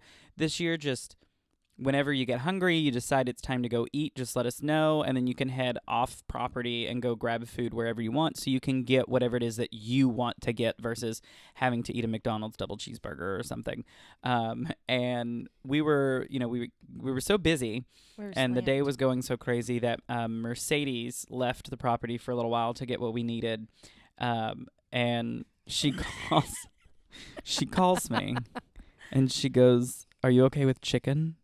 And I was like, yeah. And she goes, okay, are you okay with sushi? And I was like, yeah, just nothing with the crunchies on it, because I thought that was gluten, which it may still be at some places.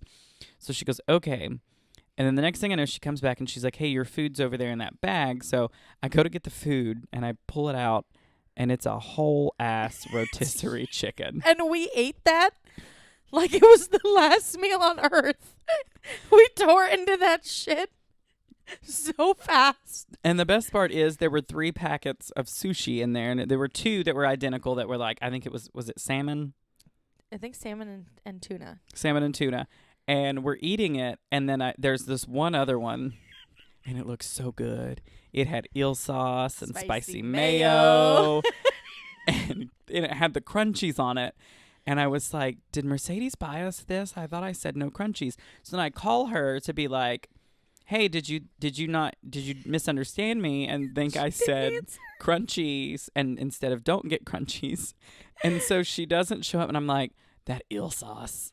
And it was the only one that had eel sauce was the one with the crunchies. It literally was. So we rip it open and we start eating out of these 3 packs of sushi and there's rotisserie chicken. And then she rounds the corner and I see her and I was like, oh, Mercy, I was calling you to see if you bought any sushi for yourself. And she goes, yeah, it's the pack that you're eating. And then that was it. And I felt really bad. And I was like, well, you can have some of yours. Of ours Yes. if you want. And we did. We ended up sharing it. It's great. Yeah, I was really sad. But Are you getting distracted? Do you need a minute? sorry, my work chat is like Blowing up. Apparently someone passed out at work or something today. I don't know. But anywho. That'll be on next week's podcast. Yeah, evidently. So we went back, and after we ate Mercedes sushi. That's how Rob says it, because he can't say sushi. Yeah, and we finished our load in. We worked. We got finished at 7 p.m., which was our scheduled out time. Right on the dot. We left. It was like 7:15 when we finally got out. But the great thing is we've had a pretty great relationship with the Jacobs building, and their staff is very understanding. So we all wrapped up and we got out of there as quick as we could. And you and I went to Tater Joe's. Trader Joe's. We went to the Trader Joe's in Knoxville, the only Trader Joe's that we have in Knoxville. She's so much bigger than the one we have here in Orlando. Yeah, she is. Which I've only been to the one that we have in Orlando. I haven't been to the other one. Have you? There's 2? Yeah, there's one up on this end of town. Over by the old Amway Center. Oh, in downtown. The Kia Center. Oh, in downtown. Yeah, there's one there. Yeah, I don't do that. No, there'd be no way. Let's try it one day. But anywho, Maybe. you what were we going to Trader Joe's for? Dinner. Dinner and snacks. Dinner. Okay, so we So were tell trying us to about figure this out. dinner. We were trying to figure out what we were having for dinner, and I was getting hungry / hangry, and nobody could figure out what was going on. And I looked at everybody that was in the group that was going back to where we were staying, and I was like, "You got allergies? No. You don't like things? You say no? Great. Let's go." And I jumped in a van, made you drive, and we went to Trader Ho-Ho's, and You almost got ran over by a car in the parking lot. yes, I did. R.I.P. to my life. But You aggressively passed up this woman stop it. We into are the not- buggy corral to get a buggy while she was taking her stuff out. And I was like, Ashley, you can take her buggy. And that little old lady was like, there's nothing wrong with my buggy. That is not how she talked. She gonna come back and beat your ass. Well, that's how. Listen, no, that's in how the old state- Appalachian women sound. In the state of Florida, people don't do that. Southern hospitality is not known in Orlando No, it's really not. outside of the theme park world. Correct. It's really not one of those things. So you don't offer people carts. You don't apologize. You beep at people if they don't hit the green. If they don't hit their Gas. thank you. Fast enough for your liking. I don't like going to Trader Joe's down here. There's people everywhere. No one says excuse me. No. I and had you someone don't. hit me with a shopping cart the other day and just acted like I was a speed bump in No, the and it's your aisleway. fault, and then it becomes your fault. But you had a whole conversation with this woman about did. fake insurance fraud at stop signs because we're so freaking nice in Tennessee. I did. I really did. Because the issue is that when you're in people's way, nobody apologizes. So I was actively looking at something. She stepped in, like, not even in my way, but just... She was already there. You were just looking around her. Right.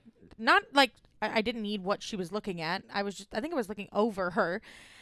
And she was like, "Oh, my apologies. Let me move out of your way. I'm so sorry that I inconvenienced you." Okay, she said, "Oh, excuse me, I'm sorry." But, like, it was a lot. But that's what it meant to you. It really did. And then It really did. then I made a joke about being in Tennessee, and I this looked- woman was like, "Yeah, everyone's so friendly here. They tell you to go at the stop sign, and you think they're about to commit insurance fraud and T-bone you when you go." But in reality, they just really want to be nice to you and let you go. Mm-hmm. Yep, it was a whole mood. It was a whole moment. So, but yeah, people don't do that down here. It's a whole different ball game. What So- happened when we left the store?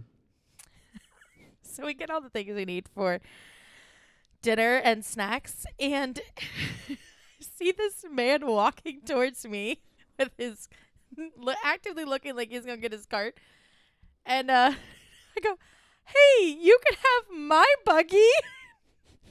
He takes my cart. I take one step off of the steps to get to the street and jump up and down and go, "I gave that man my buggy. I did it. I'm a Tennessean now." And this man put it in second gear and ran into the store to get away from He you. was so scared, and I was so happy, and I didn't care. I did not care because I gave away my buggy, and I did it. And I was so happy. It was great. Bless it. But we got a lot of good snacks, and then when then I we made got dinner. when we made it back to Mercedes' house, you made us a gluten-free, dairy-free, meatless, vegan-friendly My beef take. fajita pasta. Yeah, it was great. It's my take on it. It's something that I make quite often. Tell our listeners about it. What I is will. it? Okay, what did so- you make it with? It is you do 3 different kinds of peppers. So it's the red, the yellow, and the orange, and you dice them up, or you can do them slices. I did them diced because you and your pepper hatred.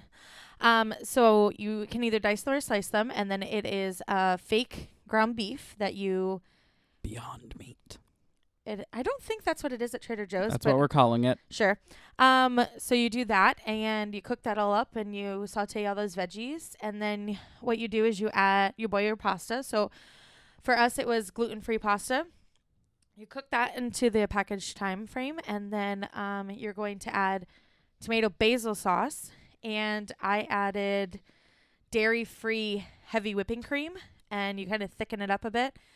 Pour that into the pasta, and then I added some dairy-free mozzarella cheese on top, and you eat it. It was delicioso. There was 4 people that were eating it, and I got thumbs up. I need this, and I'm pretty sure Mercedes is eating it this entire week because I made a There's lot. enough. Yes, you did. Then Chris came back to the house with us in his little ball of energy. And we decided to show you So even much more energy. Frightworks videos. Yeah, very impressive. I like Into their which social you jumped media. a whole lot. I did. But their social media is very, very impressive. He does a very good job of it. Yeah, and he's like completely self-taught. He's learned all of this in the last couple of years. We need to hire him for our Orlando Unplugged. No. Sorry, Chris. Try to get you a job. My apologies. Are you going to pay for it? No. Exactly. It's extra practice for you, Chris. If you need any It's work for your portfolio. Chris, if you want to add some work to your portfolio, call us. Call us. We've got some stuff down here in Orlando, and it's an excuse for you to go to Orlando. We can. He can stay with you on the couch. Or with you. I don't have the room. You have a floor. But anywho, you got to meet... You got to meet Lola. I love Lola. Or Layla. Lola. Lola. Lola. As long as she doesn't lick me, we're great. She's a pit bull. She's 10. I know she's 10 years, and she's allergic to everything. That poor doggo. And she's the sweetest doggo. She is a sweet doggo. And she licked all up over you, and you were just in love with that, weren't you? I love Mercedes, and I love her house and her couch, and I love Lola from a distance. This was your first time meeting a dog. It was. Yeah. This is a lot for you to take in. You're used to cats where they're like, love me from afar, but don't touch me.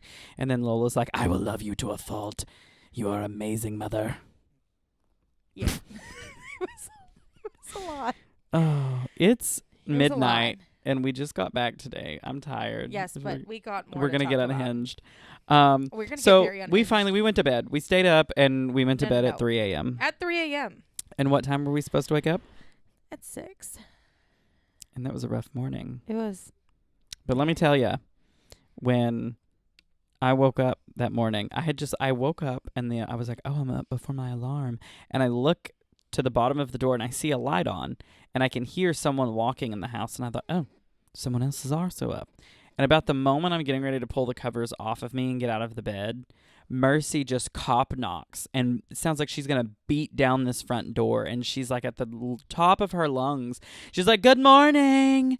And let me tell, I jumped so hard, only to find out that it was like 6:20. Yeah. And we had slept through our alarms again. But Okay. she was up. But we had to be there. We were originally supposed to leave. Oh, no, we were supposed to be at the convention center at 6:30. Mm-hmm. Which And- was ridiculous to think. No, it was 7. We were supposed to be there at 7. Yeah, but we all decided, the 4 of us decided that we were going to get there at 6:30. Which is stupid because we wouldn't have been able to get in the building. But anywho. No, because I think we were trying to leave so then we could get coffee and everything like that too, because we didn't want to be late. Yeah. Yeah. And And we knew that we were going to have some vendors that were going to be there right at 7 o'clock, ready to go. And there was people there ready in their cars waiting for all of us. oh yeah, because they still had stuff to load in because they don't always get it loaded in on the first day. But we made it. We were there on time. We made it by 7. We went and got coffee. Was it me and you went to get coffee that Yes. morning? Yep. Yeah, you and I went to get coffee. And Gavin and Mercedes ran by. They were going to run by Frightworks because they had to pick up another register. Because Frightworks and Chocolatefest, they share I think 2 registers, and then Chocolatefest owns 2 additional registers, so they have 4. But then we found out that Brad was actually going by there, so they didn't have to go by there. So they got to the convention center at the same time that we did. So we had our Starbucks coffee and some Trader Joe's snackies that we bought to have for breakfast, except for we didn't eat any we of didn't eat them. I left my Greek yogurt in my bag, and I realized at midnight, like at the end of the day last night, that they were in my bag, and I was very upset because I was so excited to eat them. And we did not. No. Because it was freaking insane. Yeah. But it was nice. Great. We helped any last minute any late vendors that showed up.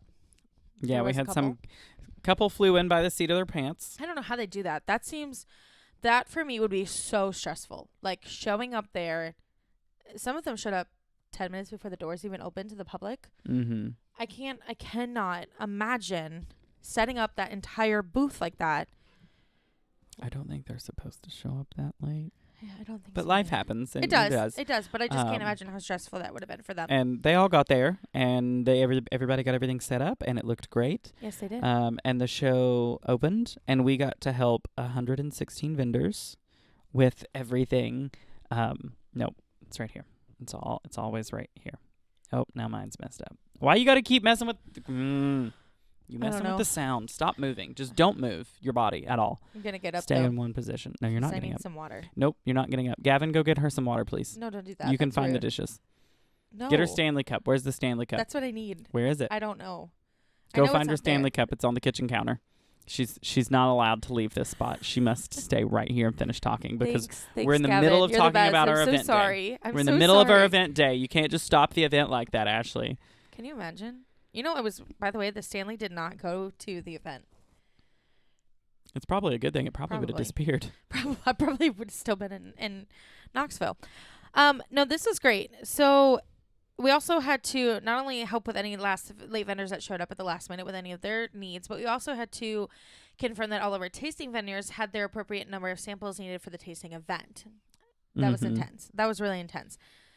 I would like to kind of talk about how that operation goes. Go for like it. how the tasting happens, because that's pretty much like only what I did and what you did on.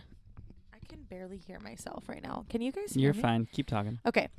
So that's basically what we did. I don't know. Keep talking. Okay, I'm talking. By God. Jesus. By God. That's what we did during the day that day. So I just kind of want to like touch on how that whole thing works for those that have never been. Thank you so much. Thank you. I just kind of want to talk about like how that goes on. So the tasting is broken down into 5 different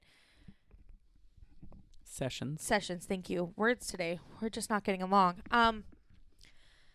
And each session, they have this amount of people that will come in, sit down. They pay almost $30 to try 22 pieces of chocolate candy. Which used to be 12 pieces. You used to only get 12, and now they've got 22 vendors. They doubled in size. It's huge. And during this time, there is a wonderful, I love him. He's great. And he would describe every single backstory about all of these vendors. So there's a little tidbit of information that's happening while you and I are, and you, me, the entire team of people are actively trying to quickly get all of these guests their sample like that. Like it is the fastest operation ever. Because it's supposed to be done in what, 45 minutes? A half hour, 45 minutes? Yes. And we did it. We did it 5 times. Mm-hmm. And it's great. And it's fun. It kind of, you know what it kind of gives me vibes of when we're passing all those things out, because we kind of have like little quips that for me, I talked to all the guests that were there. I would welcome them. Mm-hmm. We had little things that we would say, little, added things, especially because we had some vendors that had like coupons that they would get with their tasting. We had, my favorite was the random salsa that was in the middle of it. It was great. So we had like little sayings that we were saying to everything, but it kind of gave me if you've ever been to Gatlinburg and you've done the moonshine tastings, and you know how that guy, whomever is doing it, they have like stories that go with everything, and it's a grand old time. That's kind of what that felt like to me, is that we're kind of giving them a little quip bits. Yeah. We're giving them little fun sayings, and then they're trying the product that we're giving to them. I just loved, like, we would get almost to the halfway point, and that's when we would do the salsa from Salsa Man Salsa. I loved it. And it was so much fun because I would put the little cups with the lids on them down on the table, and I would say, all right, here's your shot. And everyone at the table would look at me and be like, all right, knock it back just like a shot. And they were like, wait, seriously? And I'd be like, no, he's coming right behind me with the chip. But I mean, you can shoot it like salsa. Duh. And I had this one woman, she was like, if you tell me to take this like a shot, I will do it. And I was like, as much as I would find that absolutely hilarious, I was like, you got to take it with the chip. You got to do it right. You got to savor the flavor. Do you know how I was doing that? How? So our chip guy, he's having to do David. Great guy. Shout out to David. That was the funnest time I have that ever was had working with so David. So much fun. But he had that our entire row of tables, and we had 6 tables. We had 6 tables, so we had 60. We served 60 people. So you served half hour to 30 40 and I minutes. served 30. Correct. So while we're passing out single portion, 2-ounce portions of salsa, he's having to hit every single person with a chip. So it takes a little bit. Just one. Just one single chip. Right. To all of these people Mm-hmm. by himself. So I would go, hey guys, here's your salsa. I was like, and you could take it one of 2 options. You can wait for my chip guy down there. I said, or you can take it my personal way, which is like a shot. Now, this one's not rimmed with salt. However, she'll taste just as good. And at least you can drive home afterwards. And they ate that shit up. They thought it was the funniest thing in the entire world. And they loved it. And it was a good time. Yeah. So after they would get to try all the 22 samples, there was they had a scorecard that they had at their table. Each person had their own scorecard. They could take their own notes, do whatever they wanted. But then at the end of it, one of the things that was fun, and I think it's one of the coolest things that makes Chocolatefest one of the neatest things, is the guests then get to vote on their favorite. I think Chocolatefest refers to them as a chocolatier or confectioner. But it's a People's Choice Award for who they thought the best person in the competition was. And they all get to place and decide who they think is their favorite and who they think should win the Chocolatefest trophy of the best person. And there was so many votes. There was a lot. It was a lot. They were counting through the last 2 rounds of votes to determine who the winner was. Can I say it? Do I get to do it? Yeah, go for it. It was Handmade Toffee and Treats, and they are the 3rd year that they have won in a row. Congratulations.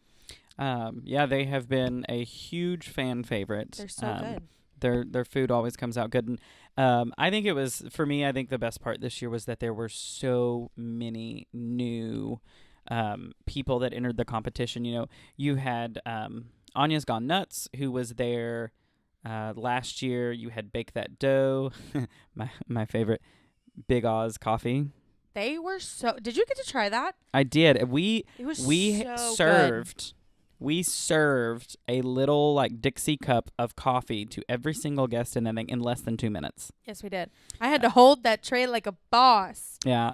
I got to sit there though and hold that tray and look real pretty doing it. Yeah. We had Candy by Row, who's been there for years. Chocolux Classic Cookie, which is a cookie company based out of Sevierville. Did you see how big their sample was for It that was cookie? huge. No, it was a full. That was a full cookie cookie that you could buy at a grocery store. Yes, it was.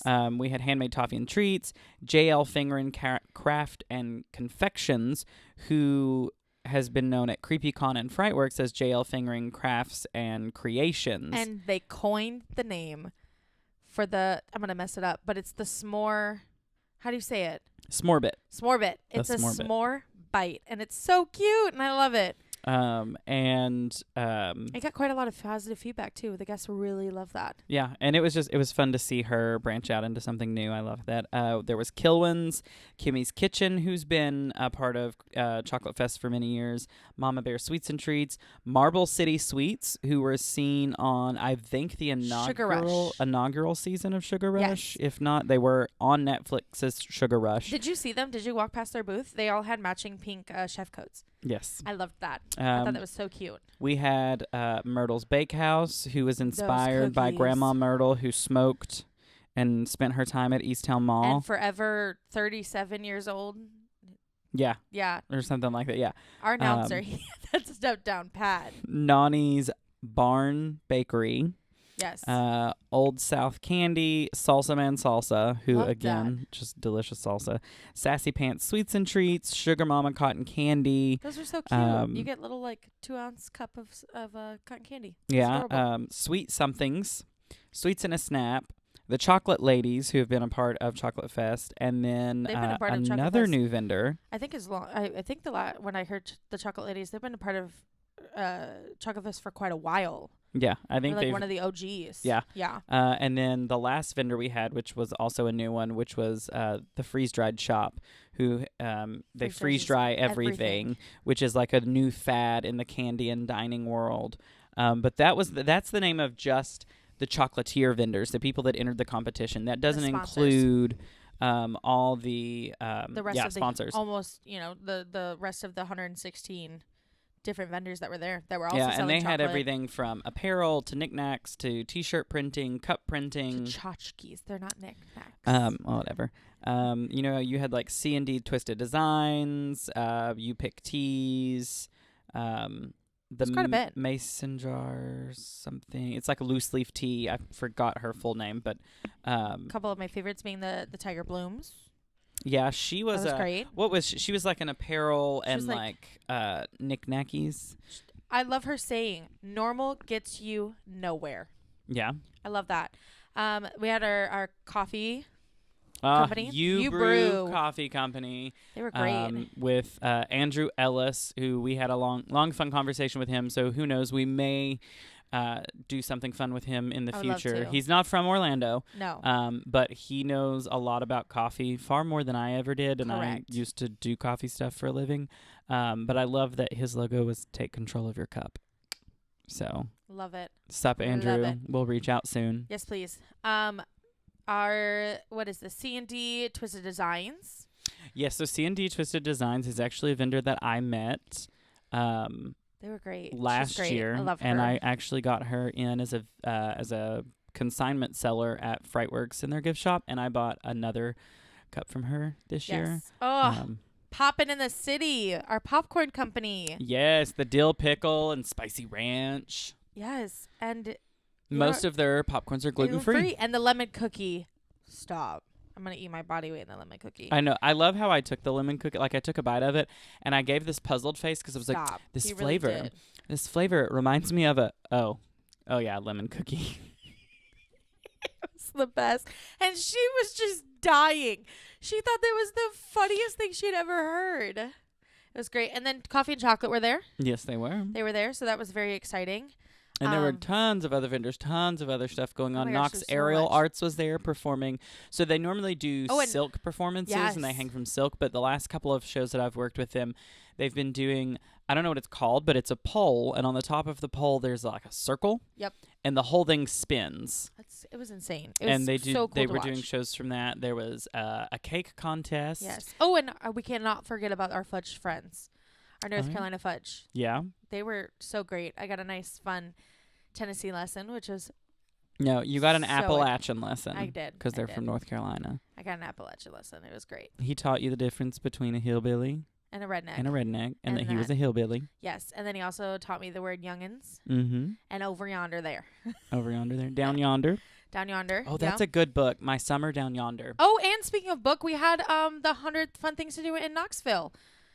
Oh, yeah. Did I also tell you what we talked about at the end? What? I don't know where you were, but we have decided that her and I are going to collaborate so we can do 100 fun things to do in Orlando. Oh, just Orlando. Yeah, just Not- Orlando. Not like the whole state of Florida. Just No, Orlando. because she does it just in cities. So her Oh, book was okay. 100 fun things to do in Knoxville. Oh, okay. Then she's coming out with a new one, 100 fun things to do in Nashville. So she's going to help me collaborate and do 100 fun things to do in Orlando. Oh, that sounds exciting. I think it's going to be great. But 100 fun things. Number 1 being listen to Orlando Unplugged. yes, I'm here for that. Same.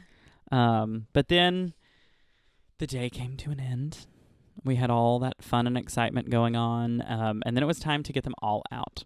So the show closed at 5 o'clock, and we immediately began working on teardown. So it was at that goal, it was to help the vendors get all the stuff loaded into their vehicles and get them out, and then get all of our stuff loaded. And that was probably one of the best and quickest loadouts that I have done. I think we were done completely by like 7:40. Yeah, I think so. So it was a little under 2 hours. And I got to boss all of them around so that we could take a big group photo. Yeah, we did. We got to get all of our staff together. Everybody no. that Ashley got all the staff together. we got all the staff together, minus a few folks that had already left for the day. Sad. But it was most of the people that was there literally like the whole time, open to close, both Yes. load in and the show day. And we were able to take a nice fun photo. So you guys will see that if you haven't already. But let me tell you, by then I felt like death. My spine felt like it had snapped in God. half. Cece was like at one point laying on the ground back in the backstage, like dying halfway through the day. I think Brad was trying to take a nap inside our van. Yeah, my feet hurt. Mercedes and I collectively combined between the two of us walked 50,000 steps between the two of us. I don't remember what I actually walked It the was day of the insane. show. I know it was like equivalent to 9 miles. I don't remember my steps, but I walked 9 miles during It the was show. so insane. Like, my body is still recovering from it. Yeah. It feels like someone's beat me up. And you got to see Becky, my favorite Aces employee. So Aces is the company that does all the pipe and draping and everything for them. And I've known her for a real long time. And I've gotten to know her through all the shows. And then when I worked in the convention circuit as a real job, I got to see her a lot because she would come by.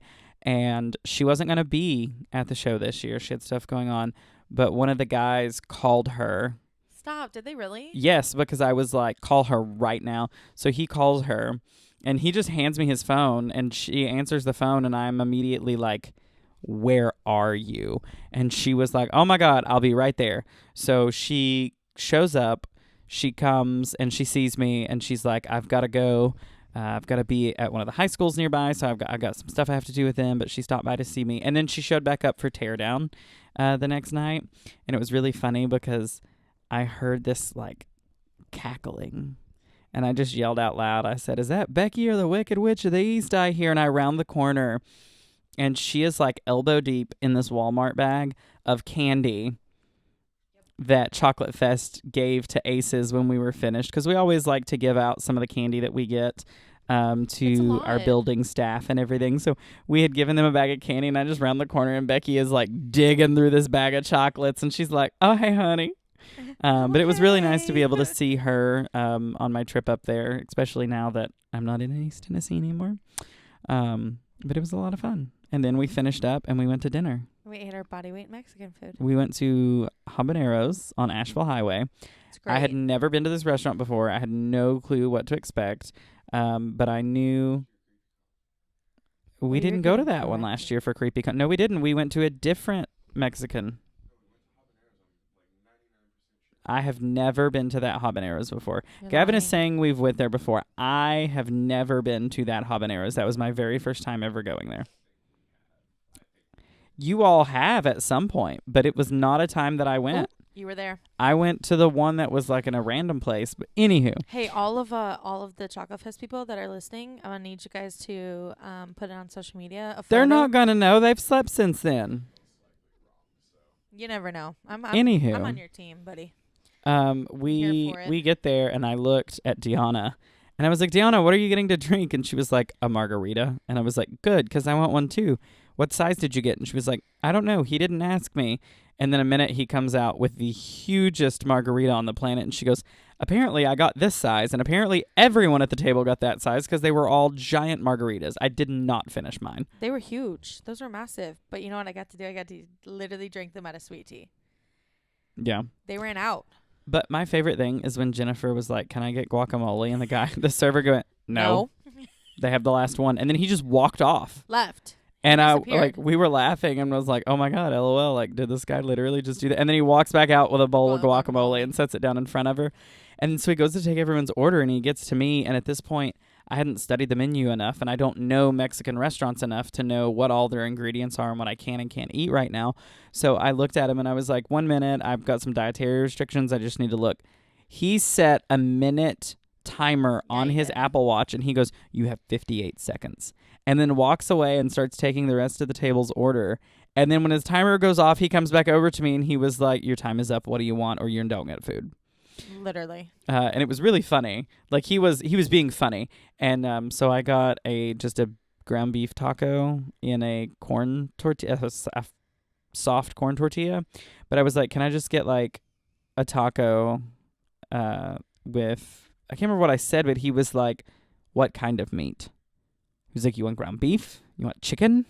And I was like, just beef. And he was like, what kind of beef? Ground beef? And I was like, yes, ground. Like, I just want what I have like when I go to Taco Bell with some cheese and sour cream, but it has to be corn or I'm gonna get sick. So he brought me that, and it was delicious. I asked him for extra sour cream on my enchiladas. He brings me out my food, and he goes, enchiladas, no sour cream? Oh. And he looks at my plate, and he goes, yeah, you're no sour cream. I was like, no, sir. I asked for extra sour cream. And he puts it down, and there's these massive, like, spoonfuls of sour cream. He goes, see? No sour cream. I was like, stop. Oh, was but good, it was though. it was fun because we got to have the after show dinner is Yes. always one of my favorite things because it's an opportunity for us to go and tell stories of what have happened throughout the day. Yes, we did. And some things that, like, you'll catch the end of something at the convention and then you're like, what was that? And then they tell the story of what happens while you're there. And yeah, that was great. and it never fails. If you're going to work with large groups of the public, things happen that make you, like, drop your jaw and be like, what was that person Yes. thinking? Yes. Or, just some crazy thing or a story of people who just sometimes are unfortunately just disrespectful and rude to people in the hospitality industry. And it's an opportunity for us to kind of get together and laugh about it and share our woes for the day and have some good laughs and, have conversations about things that we're not going to repeat right now, but Wobbit and Chris know exactly what we're talking about. Both you boys and Brad need psychological help. Oh, Just yeah. letting you all know. And that's just be glad that Cody wasn't there too. You would have had the full trifecta. I blame Chris for that entire conversation that happened. You asked the question. Yes, because Chris brought that entire thing up, and it got stuck in my head, and I needed to know.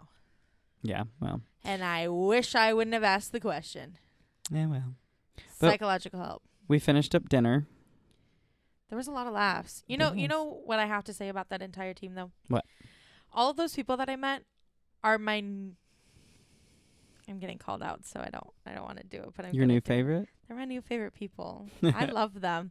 They're great. They are so warm and welcoming, and they just love what they do, and they do it for all of those vendors and for all of their people, and they care so much about each other, and it is so nice to be surrounded by people that truly love one another Mm-hmm. because they really, really do, and they love what they do, and they are passionate about it, and they are effective and efficient at doing it, and they're great. And I am so grateful that I got to spend an entire weekend with them. And I'm just glad that you finally heard other people other than me say goodbye forever. Yes. Because that's what we said. That's just what we've always said. Goodbye forever. Yes. And I love it. I love it. Yeah. But then we went back to Mercedes' house afterwards. We were exhausted. No, we did not. Oh, yeah, no. No, we didn't. Where did we go? Well, you guys went to go unload the van. Right? Yeah. Yeah. And You didn't go with us to that location. I forgot. So I'm going to talk about that. So we went back to the storage What? unit where we keep everything. Did you think I was in the van with My you? brain stopped. We went and we unloaded the van and Guys, we put it's everything 12:30. away. That's why. And we said goodbye to everybody. And then I drove out back over to Gavin's house to meet, not to meet, but to see his mom and dad because it's Shout the out to first time I've Gavin's been. mom. Love her. Met her. Didn't even realize she was Gavin's mom. Hung out with her the whole day. Love you, At the Sharon. end of the day, realized that she was your mom. Literally spent the whole day with her. I love that woman showed up to this event in tights that were Halloween edition. Oh, she's Halloween all the time. I know, but I love it. And her little bat cartilage earrings she had in her ear. Mm-hmm. So cute. But yeah. She's great. I love her. But yeah, so I went and saw his parents to say hi because I hadn't seen them since I left in October. And then Yes. we went back to the house. No, you did. I went to Frightworks. Oh yeah, you went with Mercedes to Frightworks to put some things away and to grab some things. And then you guys went home, or did you go somewhere else after that? No, then we hit a massive pothole. Oh yeah. And then I almost got killed by a swan. No. Stork. Thank you. Oh my God, I thought we were going to die. But, that's the closest I've ever came to a haunted house. Well, just wait until we get to September because Universal's Orlando Unplugged. Does. Universal Halloween Horror Nights edition. Good God. Aren't you excited for that? No. I am and I'm not at the same time. I'm very nervous about it. But Frightworks is very impressive. That outside, that whole outside is so neat to me. You've got this massive pumpkin that welcomes you, and Mercedes says they add fog to it, and you can take your picture in front of it. So it's like this massive photo opportunity. And then the entrance is right next door to the ticketing spot, and then it's 2 steps in you go. You're inside the haunt. Then you get led out once you walk through and it's all done. Then you're led into their adorable gift shop. Thank you. You're welcome. Are you saying thank you? That's why I didn't move to Orlando this summer. Was I had to finish. That was a part of my contract with them was Stop, I to didn't know finish the gift that. shop. Yeah, I didn't know that. That gift shop is me, Deanna, and Jessica. It's so cute. And Brad and a couple other people helped us with electrical and walls and things like that. But the design and the concept of everything was me, Jessica, and Deanna. I love it. Rob helped a little bit, but we don't like to tell him. Love you. It was great. And then you walk in and there's an adorable food and beverage stand, which I want to obviously help and dip my toes in and use my creative brain so much for that. Do you know that coffee bar is named after me? Is it really? What's it called? It's Gertrude's Coffee Bar. That's so neat. Which is the Gertrude is the character that I played at Frightworks for many years before I took her to CreepyCon to MC the Zombie Beauty pageant and Gertrude's Creatures of the Night. Coming August 2004. But 2004? Yeah. 2024. Nope, 2004. That's Okay. the year we're in. 2004. Okay. Thank you. All right. No, it was great. I thought that is very impressive, and I thought it was. I am excited to do it. I want to do it both ways. I want to do the behind the scenes because I'm assuming at some point I'm going to get to see it with the lights all on, and then I want to do it actually like in the dark, like you're supposed to do it. Yeah. Yeah, I think that'd be neat. Yeah. Then you came home. And then we came home. Then you came home. And we chatted.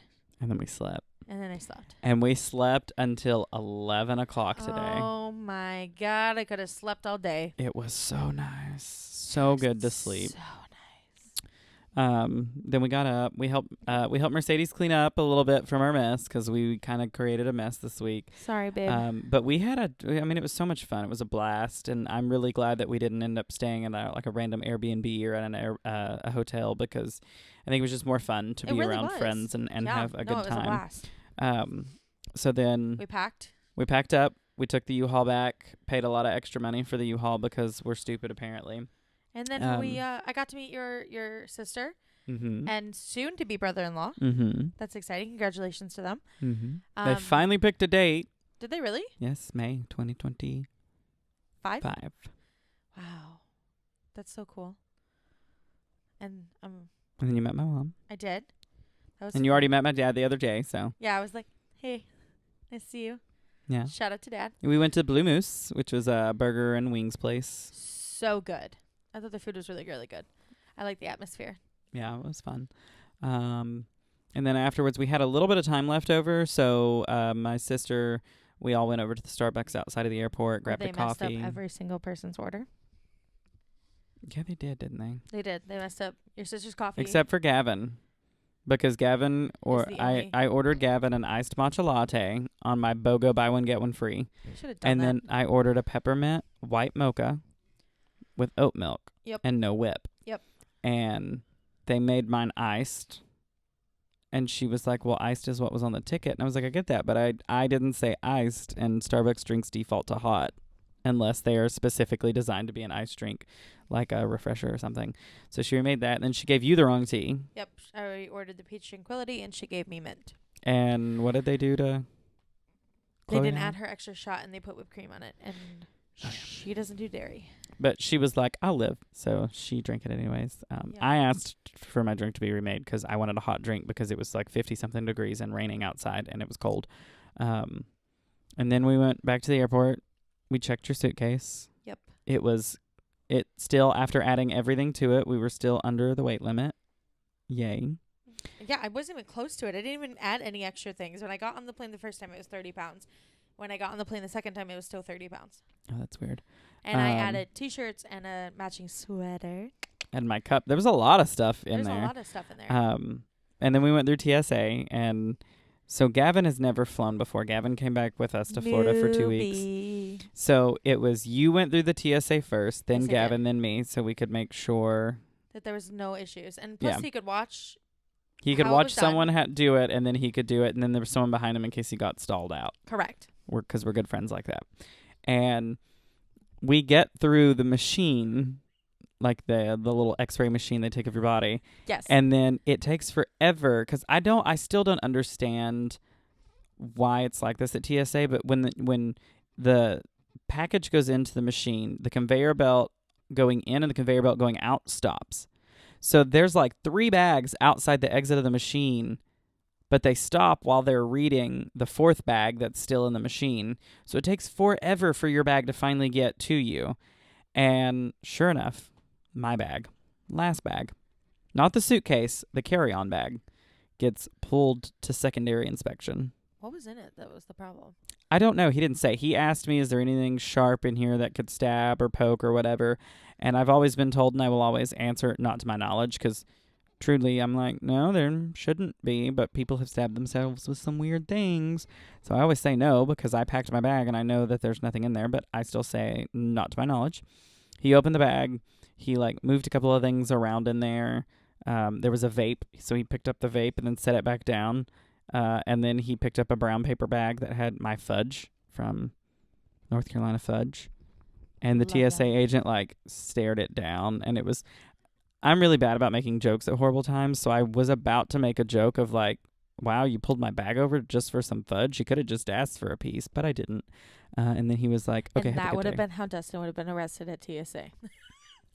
I mean, Yes, it they could have been would've. a lot worse. Not gotten that. You know, I Um, got stopped once because I had a wine key in my backpack. Well, yeah, you can stab someone with that. It did not have the knife end. The cork screw. It was plastic. It doesn't matter. It's a sharp, pointy object. But But nail then we made. clippers can go through. Yes. But that's a sharp pointy object. You can't stab anyone with those, though. I beg to differ. Anywho, we made it over. We sat down. Yes, we did. We were having a good time, and then Catching my up. phone buzzed. and I looked down, and it's like, A new message from Allegiant. Your flight has been delayed by 45 minutes. Boo. But it wasn't a bad 45 minutes. It seemed to fly by pretty quick. The 3 of us were having a good time. We were chatting and just enjoying ourselves. Prepping for the podcast episode today. So Mhm. we're doing that. And the plane showed up. We jumped on. We got the very last row on the plane by choice. Yep. We all picked it together. Can I talk about my favorite part of that entire thing? Was it when you started dry heaving like you were going to throw up when you had a sour candy? No. What was it? So we get on said airplane. And you know how flight attendants go through the safety precautions? The safety spill? The safety spiel. Hi, the exit for the airplane is going to be this way and that way. They do those things. Here's how to buckle in your safe belt. Here's how to do those things. Well, they start with, if you look in the back pocket of the seat in front of you, you'll Correct. see the safety guide. Please And- follow along. Right. You know how nobody does it? Mm-hmm. Okay, guess who did it? Who? Gavin. It was his first time out of a plane. Yes. But my favorite thing in the entire planet is that he is full on reading this square by square. And I go, hey, there's a vomit bag in there. And he's like, oh, yeah. She's sitting right there. She's ready to go. And it was my favorite part because I have never, in all the years that I have been flying on an airplane, all the years of my traveling, everything, I have never, ever once seen a person pull that thing out and read that. Ever. Ever. They watch the people. When I fly Delta, they watch the screen because, there's so much of a pro on Delta that they put on the screen so you can watch them. I've never seen a person pull it out before. And not just pull it out, but, full on intensely read it like their life depended on it, that this piece of paper is going to save their life. Are you It convinced might. that It piece of might paper is gonna save their save your life, though. I need you to do me a big favor, though. Every time you get on an airplane now, I need you to do that every single time. Well, you do it once you and very much. it's over. You already know it. No, you better get on this airplane. Well, you know what and I my better favorite see part? video proof of you doing that. You want to know what my favorite part of the trip was? When you put a cherry warhead in your mouth and you started dry heaving and making all these crazy noises. It was so gross. To the point that the flight attendants were looking through the door at you, and this woman full on does a 180 degree She's 4 rows in turn front of us. because you are being so loud. You are screaming. It was so sour. My cheeks were hurting so bad.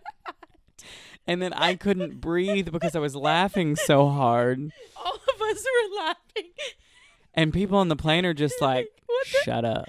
You know what my least favorite part of that entire experience was? The mother who didn't mother her child. That let her kid come behind our seats. Yeah, like the child was actively trying to get into the bathroom, and Got in the bathroom. the flight attendants were like speaking loudly enough for the mother to hear, and the mother, she just looked back at him and then went back to what she was doing, just ignoring her child, until the flight attendants finally were like, "Is he allowed to go in the bathroom, Mom?" And she was like, "No, he doesn't need to go to the bathroom."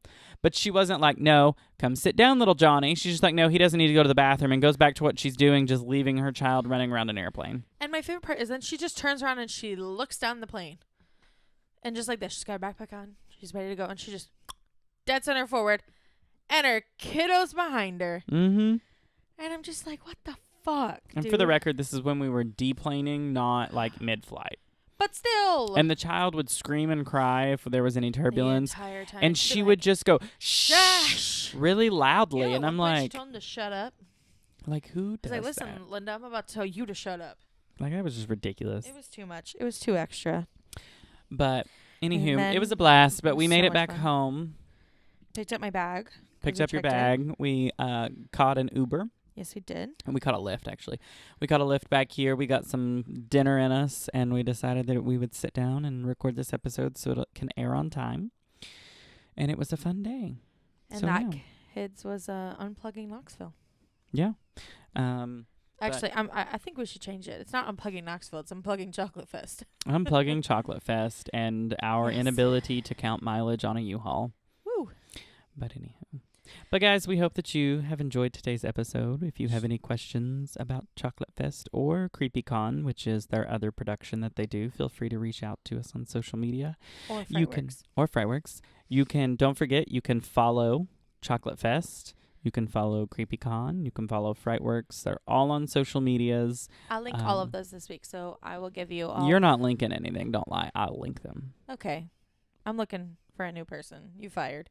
Anywho's, we will also put all the links to all the vendors that we have talked to, because some of them have websites and things like that. So if you're interested in any of their products that we talked about and want to shop and support local businesses, you can do that as well. I would also like to put in there that we are also going to link in there the Ronald McDonald house that was in we didn't even support- talk about that. Stop it. We didn't? No. Oh, I'm disappointed in us. Let's do it real quick. Okay, so Chocolatefest, a portion of the proceeds from Chocolatefest go to assist in helping the Ronald McDonald House of Knoxville, which has been providing homes for children and families who have to come to Knoxville to seek medical procedures for children. So the Ronald McDonald House is a place that these families can go to and stay at during this time when they have to be away from their home and their children. So a profit or a proceed of the admissions goes to the Ronald McDonald House in support of them. So if you guys feel so inclined to help Chocolatefest or help the Ronald McDonald House, you guys can go to it's RMHK.com Yes, the Ronald McDonald House of Knoxville. /donate. Yes. I will link that this week too, so then that way you can have that in case we are wrong. So then that way you can help out if you feel obliged to do so. We will also link as many vendors as we can for the chocolate. Any of the ones that we talked about, any of that. You can also go on to, I know Chocolatefest has a website that also links all of those as well, or has at least all of their names and stuff like that on there. On Facebook. On Facebook. Or you can go to mychocolatefest.com. Yes, either one.